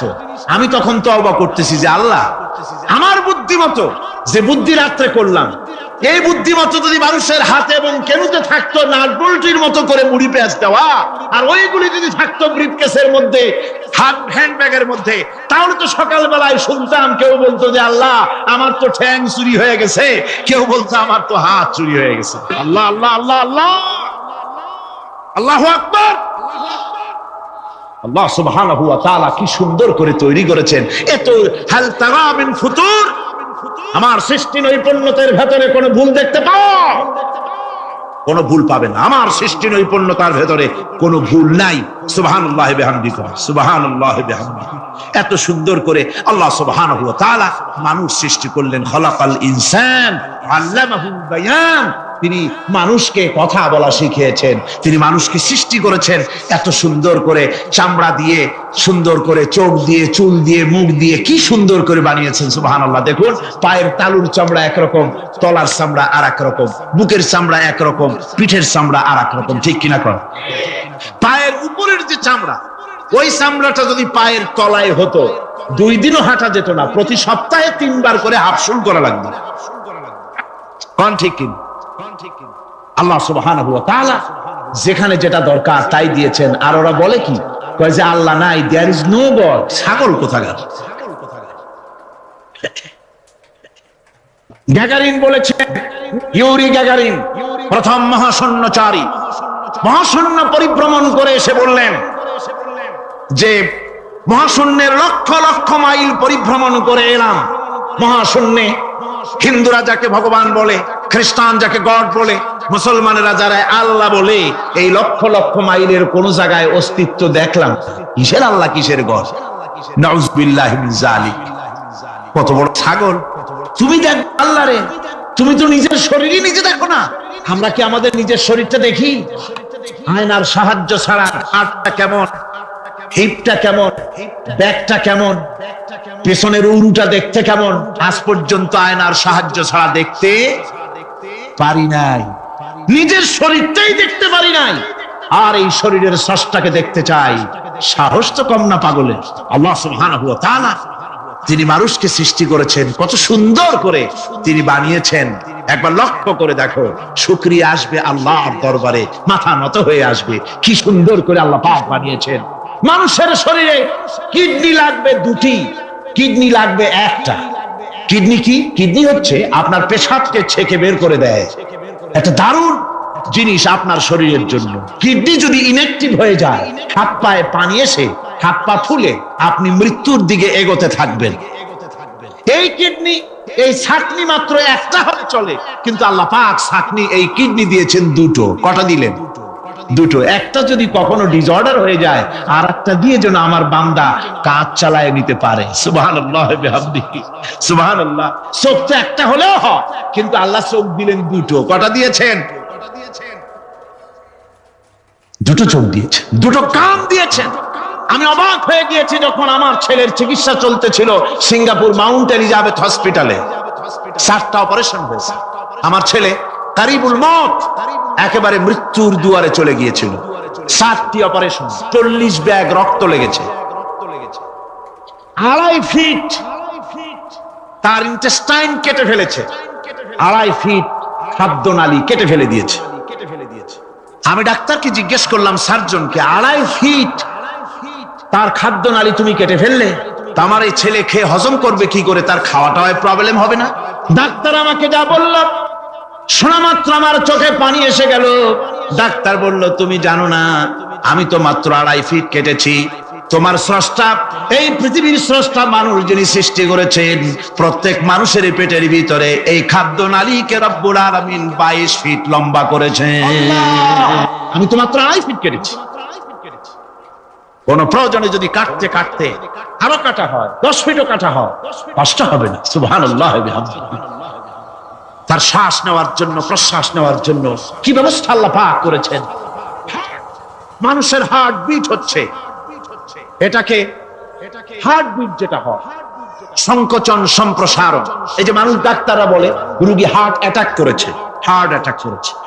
হার্ট যে হার্ট অ্যাটাক করবে, অ্যাটাকটা কি? অ্যাটাকটা হচ্ছে সংকোচন সম্প্রসারণ, সংকোচন সম্প্রসারণ, এরকম হচ্ছে। ফাট করে এটা অ্যাটাক করলো, আর যদি ছেড়ে না দেয়, এটাই অ্যাটাক করা, এটাই তার জীবনটা শেষ হয়ে যাওয়া। ডাক্তাররা বলেছেন যে মানুষের শরীরের সবকিছু চিন্তা করে, গবেষণা করে বহুত কিছু বুঝেছি, কিন্তু হার্টটা এরকম পাঞ্চিং কেন করে, এই জিনিস আজ পর্যন্ত আমাদের মাথায় ঢোকে নাই। সুবহানাল্লাহ। আল্লাহ পাক কি সুন্দর করে এই পাঞ্চিং এর মাধ্যমে, হার্ট যেভাবে করতেছে, এই পাঞ্চিং এর মাধ্যমে সমস্ত শরীরের রক্তগুলি পা থেকে শুরু করে মাথা পর্যন্ত সব ছড়িয়ে দেওয়া হচ্ছে, এভাবে এভাবে ছড়িয়ে দেওয়া হচ্ছে, যাতে করে মানুষ জীবিত থাকে, শরীরের রক্ত গরম থাকে, হিম শীতল হয়ে মানুষ যেন মারা না যায়। এই জন্য আল্লাহ সুবহানাহু ওয়া তাআলা এত সুন্দর ব্যবস্থা করেছেন। এক সময় আঘাত পেয়ে অনেকগুলি রক্ত যদি পড়ে যায়, মানুষ রক্ত শূন্যতায় মরবে না, আবার খানিকটা রক্ত রিজার্ভ থাকে, আল্লাহ পাক রিজার্ভ করে রাখেন। স্পঞ্জের ভিতরে পানি থাকলে উপর থেকে টের পাওয়া যায়, ওরকম খানিকটা রক্ত আল্লাহ শরীরের ভিতরে রিজার্ভ করে গেছেন। এই জন্য বড় বড় ডাক্তাররা, বড় বড় ডাক্তার, বড় বড় বিজ্ঞানী কখনোই নাস্তিক হয় না। এইসব দৃশ্য দেখে তারা মনে করে নিশ্চয়ই একজন কেউ আছেন যিনি এগুলি তৈরি করেছেন, এগুলি এমনি এমনি হয় নাই। যিনি তৈরি করেছেন তিনি কে? তিনি হচ্ছেন আল্লাহ সুবহানাহু ওয়া তাআলা। তিনি এগুলি সৃষ্টি করেছেন, তিনি এগুলি তৈরি করেছেন। ওই আল্লাহ পাকের কাছেই আমাদের সকলকেই ফিরে যেতে হবে। আল্লাহ রাব্বুল আলামিন তিনি বলছেন, আমি মানুষ সৃষ্টি করেছি, খালাকাল ইনসানা আল্লামাহুল বায়ান। মানুষ সৃষ্টি করেছি, শুধু মানুষ কি সৃষ্টি করি নাই, আমি আবার তার জোড়াও তৈরি করে দিয়েছি। মানুষ একা একা না, পৃথিবীতে সব জোড়ায় জোড়ায় তৈরি করেছি। উদ্ভিদের মধ্যে জোড়া তৈরি করেছি, প্রাণী জগতের মধ্যে জোড়া তৈরি করেছি। এই দুনিয়ার ভিতরে যা কিছু আছে, উদ্ভিদ হোক আর মানুষ হোক, প্রাণী জগৎ হোক, সবগুলিকে আমি আল্লাহ জোড়া বানাইছি, জোড়ায় জোড়ায় নর এবং নারী সবগুলির মধ্যে করে দিয়েছি। ওয়া মিন আয়াতিহি আন খালাকা লাকুম মিন আনফুসিকুম আজওয়াজান লিতাসকুনু ইলাইহা ওয়া জাআলা বাইনাকুম মাওয়াদ্দাতান ওয়া রাহমা। আল্লাহ রাব্বুল আলামিন বলেন, আমার অগণিত নিদর্শনের ভিতরে এটাও একটি নিদর্শন যে আমি তোমাদের থেকে তোমাদের জোড়া তৈরি করেছি, তোমাদের স্ত্রীদেরকে তৈরি করেছি, যাতে করে তোমরা তাদের কাছে শান্তি পাও। আর তোমাদের মধ্যে ভালোবাসা সৃষ্টি করেছি, মহব্বত সৃষ্টি করে দিয়েছি। আর পরিণত বয়সে এই মহব্বতকে আমি আল্লাহ করুণার সহৃদয়তায় পরিণত করে দেই। তোমার থেকে তোমার জোড়া নারী সৃষ্টি করেছি, স্ত্রী। সেই স্ত্রীর কাছে তুমি তোমার স্বস্তি শান্তি ফিরে পাবে। আর যখন মৃত্যু হয়ে যাবে, তখন এই ভালোবাসাটা আমি করুণা আর মহব্বতের মধ্যে পয়দা করে দেই। এর দ্বারা এই ভালোবাসা এবং মহব্বতের মাধ্যমে সন্তান সন্ততি পৃথিবীতে আসে, নাতি আসে, পৌত্র আসে, পৌত্রী আসে, এভাবে করে আত্মীয় স্বজন পরিবেষ্টিত অবস্থায় দুনিয়ায় মানব বংশ আমি এভাবে করে বৃদ্ধি করি। আর এরপরে মানব সৃষ্টি করে মানুষকে এক পরিবেশ সৃষ্টি করে দিয়ে তাকে কথা বলারও আমি ভাষা শিখিয়েছি। আল্লামাহুল বায়ান। মানুষকে আমি কি শিক্ষা দিয়েছি? কথা বলতে আমি শিক্ষা দিয়েছি। কথা বলার কারণে মানুষ মানুষ, আর কথা বলতে পারে না বলে মানুষের সাথে পশুর সাথে এই বিরাট পার্থক্য। পশু কথা বলতে পারে না, মানুষ কথা বলতে পারে। কথা বলা হচ্ছে মানুষের একটা বিশেষ বৈশিষ্ট্য। আরে বায়ান শব্দের অর্থ শুধু কথা নয়, বায়ান শব্দের অর্থ হচ্ছে চেতনা, বুদ্ধি, অনুভূতি, প্রজ্ঞা, মেধা, চিন্তা, বিবেচনা, ইচ্ছা শক্তি, প্রতিরোধ শক্তি, এ সবগুলি বায়ানের ভিতরে সীমাবদ্ধ। যে আমি বায়ান শিক্ষা দিয়েছি, তার মানে এতগুলি জিনিস আমি তোমার মধ্যে আমি সৃষ্টি করে দিয়েছি মানুষের মধ্যে। এরপরে এ বায়ান একটি শিক্ষা। শিক্ষা বলতে বুঝায়, এই শিক্ষাটা আল্লাহ সবাইকে দিয়েছেন। মাছ সাঁতার কাটতে পারবে, পাখি আকাশে উঠতে পারবে, পাখিকে আল্লাহ ওড়ার ক্ষমতা দিয়েছেন। মুরগির বাচ্চা ডিমের থেকে বের করে পানির মধ্যে ছেড়ে দিবেন, ও সাঁতার কাটতে পারবে না। আপনি আমারে কোন মুরগির ডিমের ভিতরে মুরগির বাচ্চা, হাঁসের ডিমের ভিতরে হাঁসের বাচ্চা, সে কি করে বোঝে ডিমের কোন অংশ পাতলা? সেই অংশটা সে অপারেশন শুরু করে দেয়। সে কিন্তু সব জায়গায় ঠকায় না।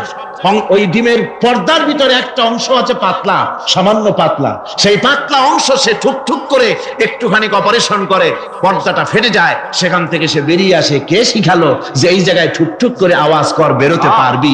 কে শিখালো? আল্লাহ পাক শিক্ষা দিয়েছেন। এটা বায়ানের অন্তর্গত। মানুষকে দিয়েছেন বায়ান, ওকে দিয়েছেন শিক্ষা।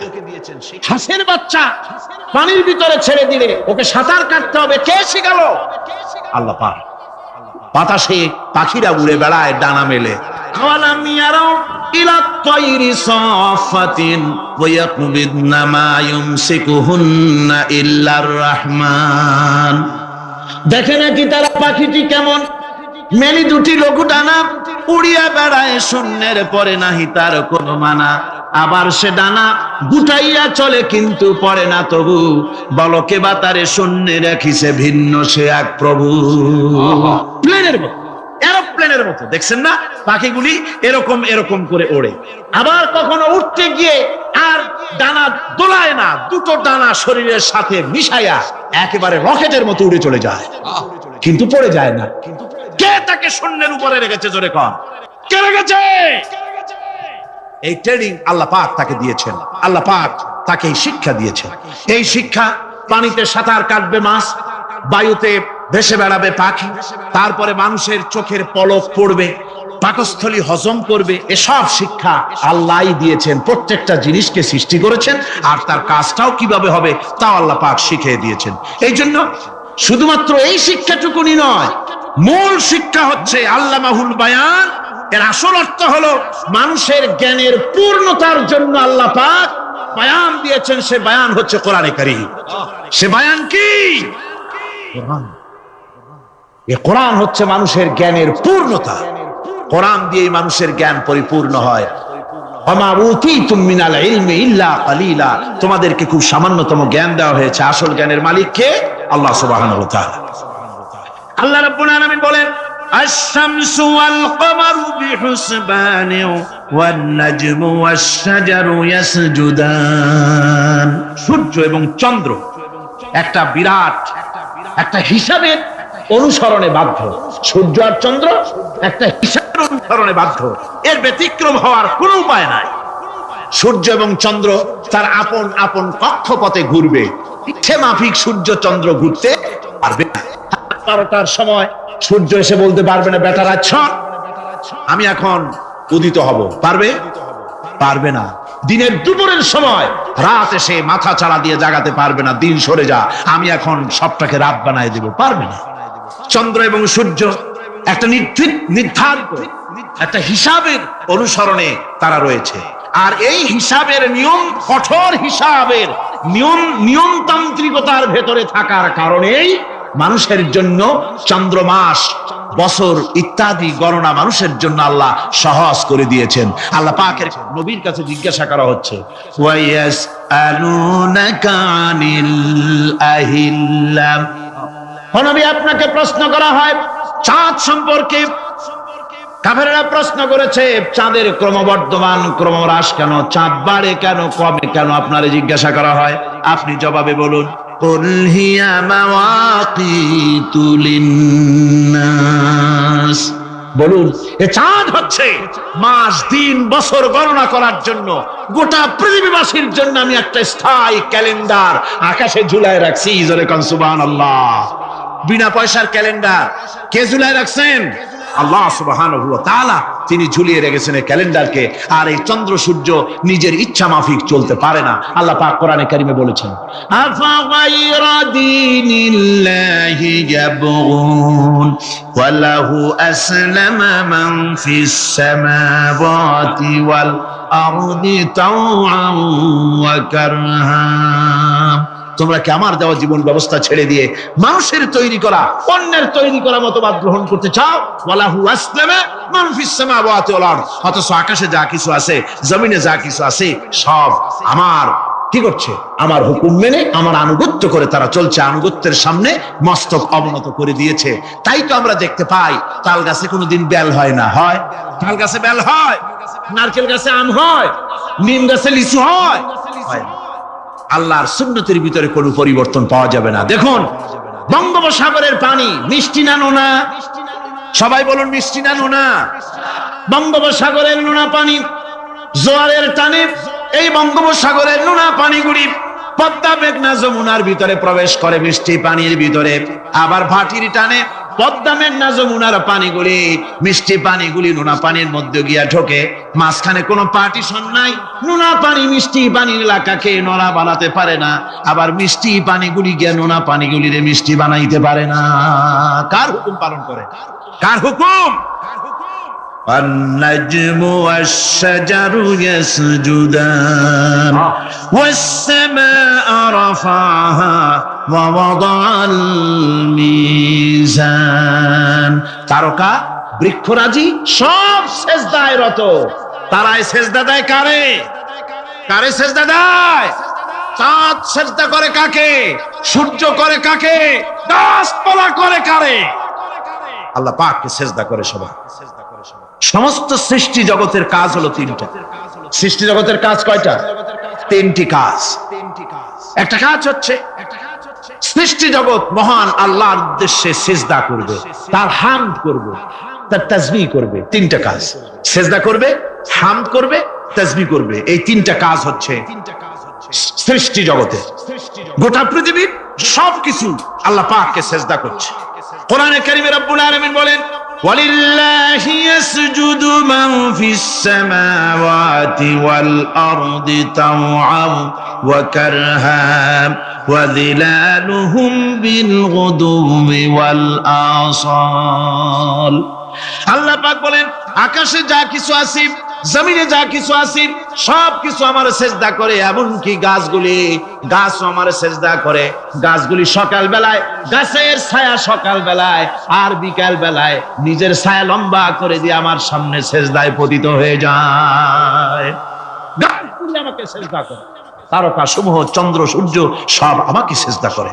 ওয়ালিল্লাহি ইয়াসজুদু মা ফিস সামাওয়াতি ওয়া মা ফিল আরদ من دابة والملائكة وهم لا يستكبرون।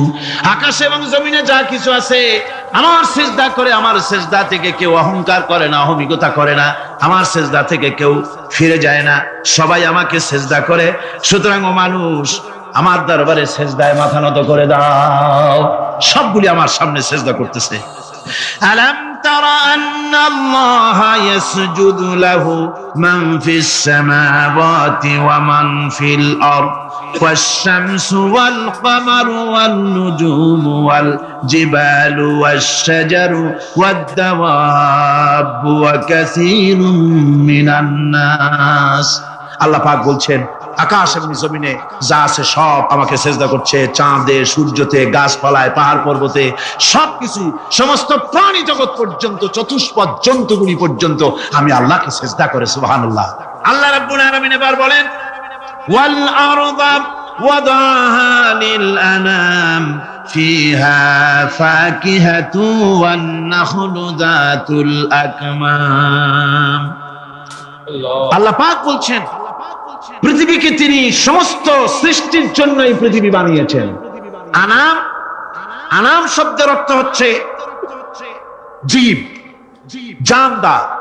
যত জানদার আছে সমস্ত জানদারদের জন্য আল্লাহ পাক এই পৃথিবীকে বানিয়েছেন। অর্থাৎ যাদের প্রাণ আছে, প্রাণী সময়ের জন্য আল্লাহ যা সৃষ্টি করেছেন সেটা হলো এই পৃথিবী। এই পৃথিবী ছাড়া অন্য কোথাও কোন প্রাণী বসবাসের উপযোগী করে আল্লাহ তৈরি করেন নাই। এই পৃথিবীটা কি আল্লাহ পাক প্রাণীদেরকে বসবাসের উপযোগী করে তৈরি করেছেন। তারপরে বলছেন, পৃথিবী তো তৈরি করলাম, এরপরে আমি তাদের সমস্ত খাবার দাবারের ব্যবস্থাও করেছি। খেজুরগুলিকে আমি প্যাকেট করে তোমাদের সামনে দিয়েছি, আচ্ছাদন দিয়ে দিয়েছি। খেজুরের কথা এখানে বলা হয়েছে। শুধু খেজুর নয়, খেজুর, আঙ্গুর, বেদানা, আপেল, যত খাবার আমাদের সামনে আল্লাহ দিয়েছেন সমস্ত খাবারগুলি প্যাকেট করা। জোরে বলেন, কি করা? প্যাকেট করা। কি মহব্বত করে আল্লাহ দিয়েছেন।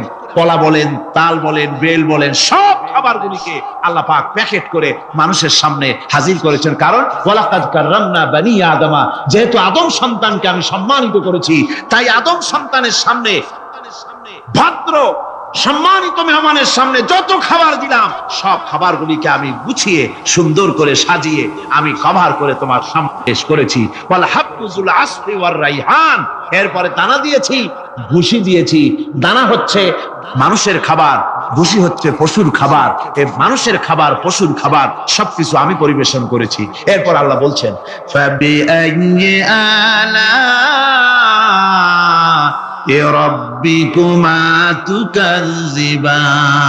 আল্লাহ পাক বলছেন, কোন নিয়ামতকে, তোমার প্রভুর কোন নিয়ামতকে অস্বীকার করতে পারো? আল্লাহর কোন নিয়ামতকে অস্বীকার করতে পারবে না। এভাবে হাজারো নিয়ামত দিয়ে আমি তোমাদেরকে সমৃদ্ধ করেছি। সূরা আর রহমান একেবারে শেষ পর্যন্ত আল্লাহর এই সমস্ত নিয়ামত দিয়ে ভরা, নিয়ামতের কথা দিয়ে, রহমতের কথা দিয়ে ভরা। জোরে কোন সুবহানাল্লাহ বিহামদিহি। এই কোরআন, যে কোরআন আল্লাহ আমাদের শিক্ষা দিলেন, এই কোরআন অনুযায়ী দয়া করে যে কোরআন দিলেন, যাতে অর্থনীতি আছে, সমাজনীতি আছে, রাজনীতি আছে, যাতে মানুষের পারিবারিক জীবন আছে, সবকিছু যে কোরআনে আছে, এই কোরআন দিয়ে রাসূলুল্লাহ একটা সমাজ তৈরি করেছিলেন যেখানে চুরি ছিল না, ডাকাতি ছিল না, জেনা ব্যভিচার ছিল না। ওরকম একটি সমাজ বাংলাদেশে প্রতিষ্ঠিত হোক, এটা কি আপনারা চান? কারা কারা চান? দেখতে চাই।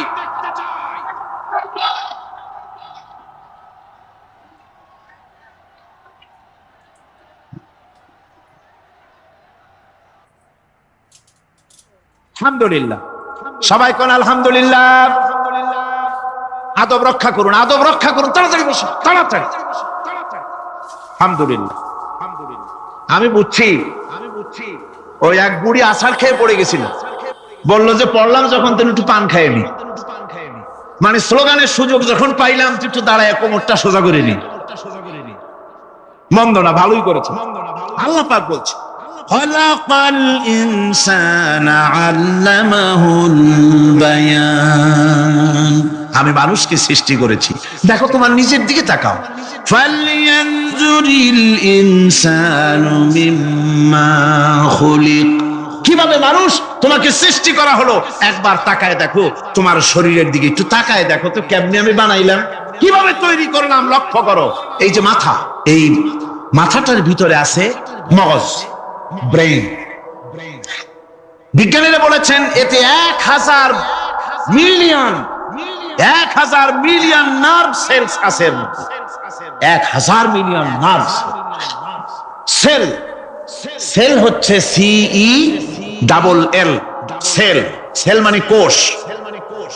এই 1000 অনুভূতি কোষ, 1000 মিলিয়ন অনুভূতি কোষ রয়েছে মাথার ভেতরে।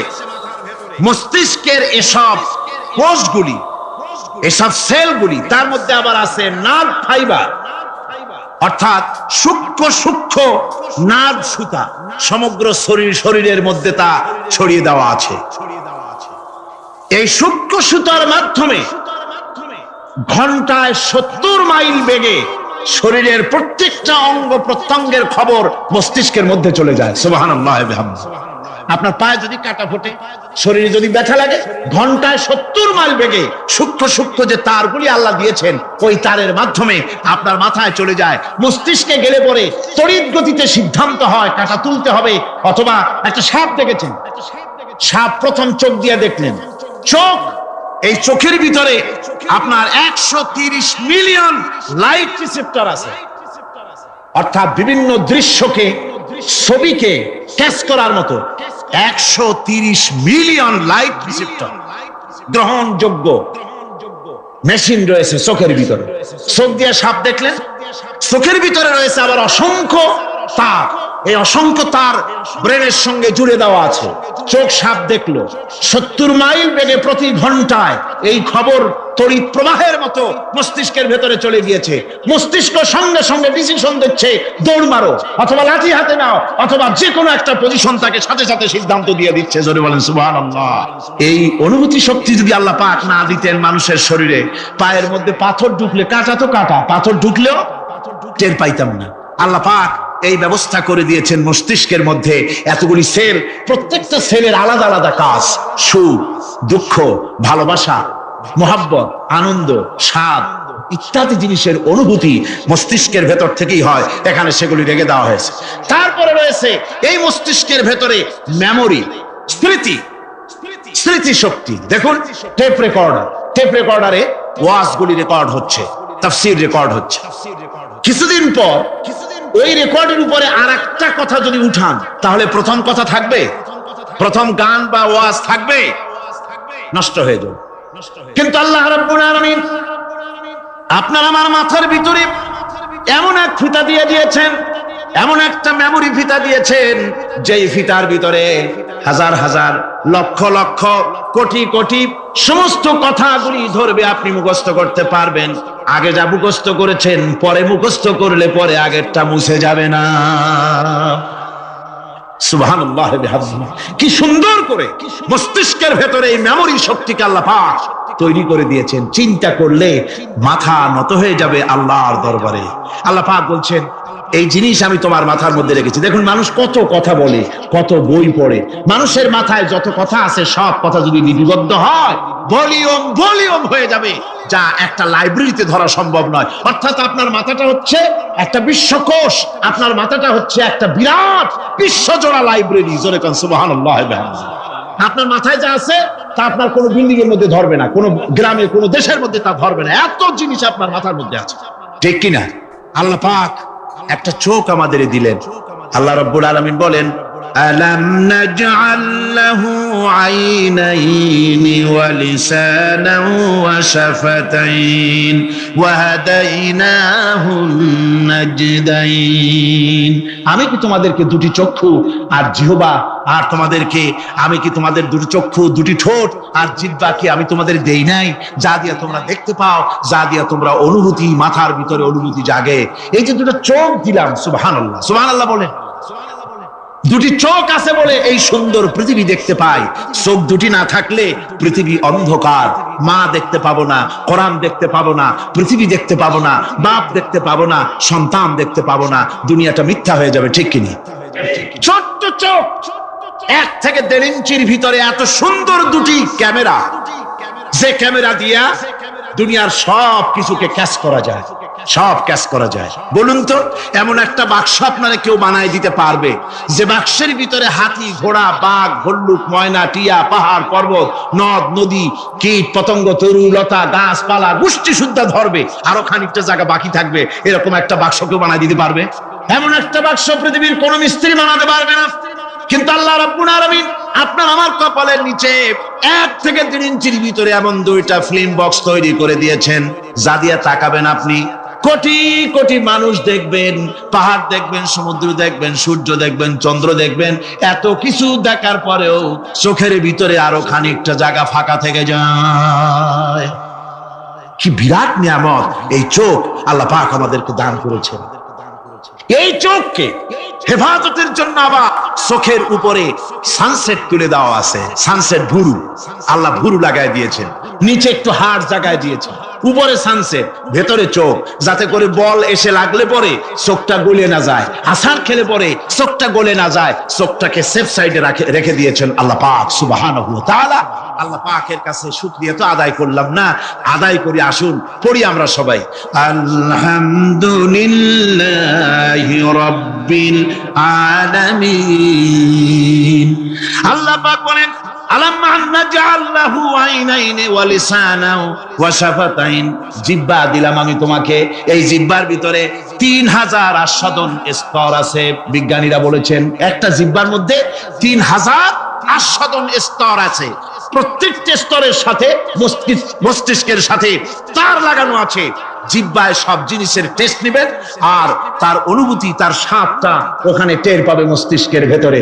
এই জিহ্বা আল্লাহ পাক দান করে দিলেন মুখের মধ্যে, সুবহানাল্লাহ বিহামদিহি। সব রকমের স্বাদ পান না একরকম, জিলাপির স্বাদ একরকম, রসগোল্লার স্বাদ আর এক রকম, ছানার স্বাদ আর এক রকম, বেলের স্বাদ একরকম, তালের স্বাদ আর এক রকম, মুরগির স্বাদ একরকম, খাসির স্বাদ আর এক রকম, লট্টা ফিশের স্বাদ একরকম, শুটকির স্বাদ আর এক রকম, কোরাল মাছের স্বাদ আর এক রকম, শাকের স্বাদ আর এক রকম। হাজার হাজার খাদ্য দ্রব্যের স্বাদ এক জিহ্বা দিয়ে আল্লাহ রাব্বুল আলামিন নেওয়ার তৌফিক দিলেন। খালাকাল ইনসান, কি সুন্দর করে মানুষ বানালাম। দেখিস না, শুকরিয়া আদায় করিস না, এগুলি দেখবি আর শুকরিয়া আদায় করবি কি সুন্দর করে আমি আল্লাহ তোমাকে সৃষ্টি করেছি। শুধু তাই নয়, আল্লাহ পাক বলেন ইয়া আইয়ুহাল ইনসানু মা গাররাকা বিরাব্বিকাল কারীম। ও মানুষ, কোন জিনিস তোমাকে ধোঁকায় ফেলে দিল তোমার মহান প্রভুর ইবাদত থেকে, গোলামি থেকে? কোন জিনিস তোমারে ধোঁকায় ফেলে দিল? কেন ধোঁকায় পড়ে গেলে? আল্লাহ রাব্বুল আলামিন তাই বলেন ইয়া আইয়ুহাল ইনসানু মা গাররাকা বিরাব্বিকাল কারীম। কোন জিনিস জিনিস তোমাকে ধোকায় ফেলে দিল, ওই মহান আল্লাহ রাব্বুল আলামিনের ইবাদত থেকে, গোলামি করা থেকে। কি সুন্দর করে বানালাম।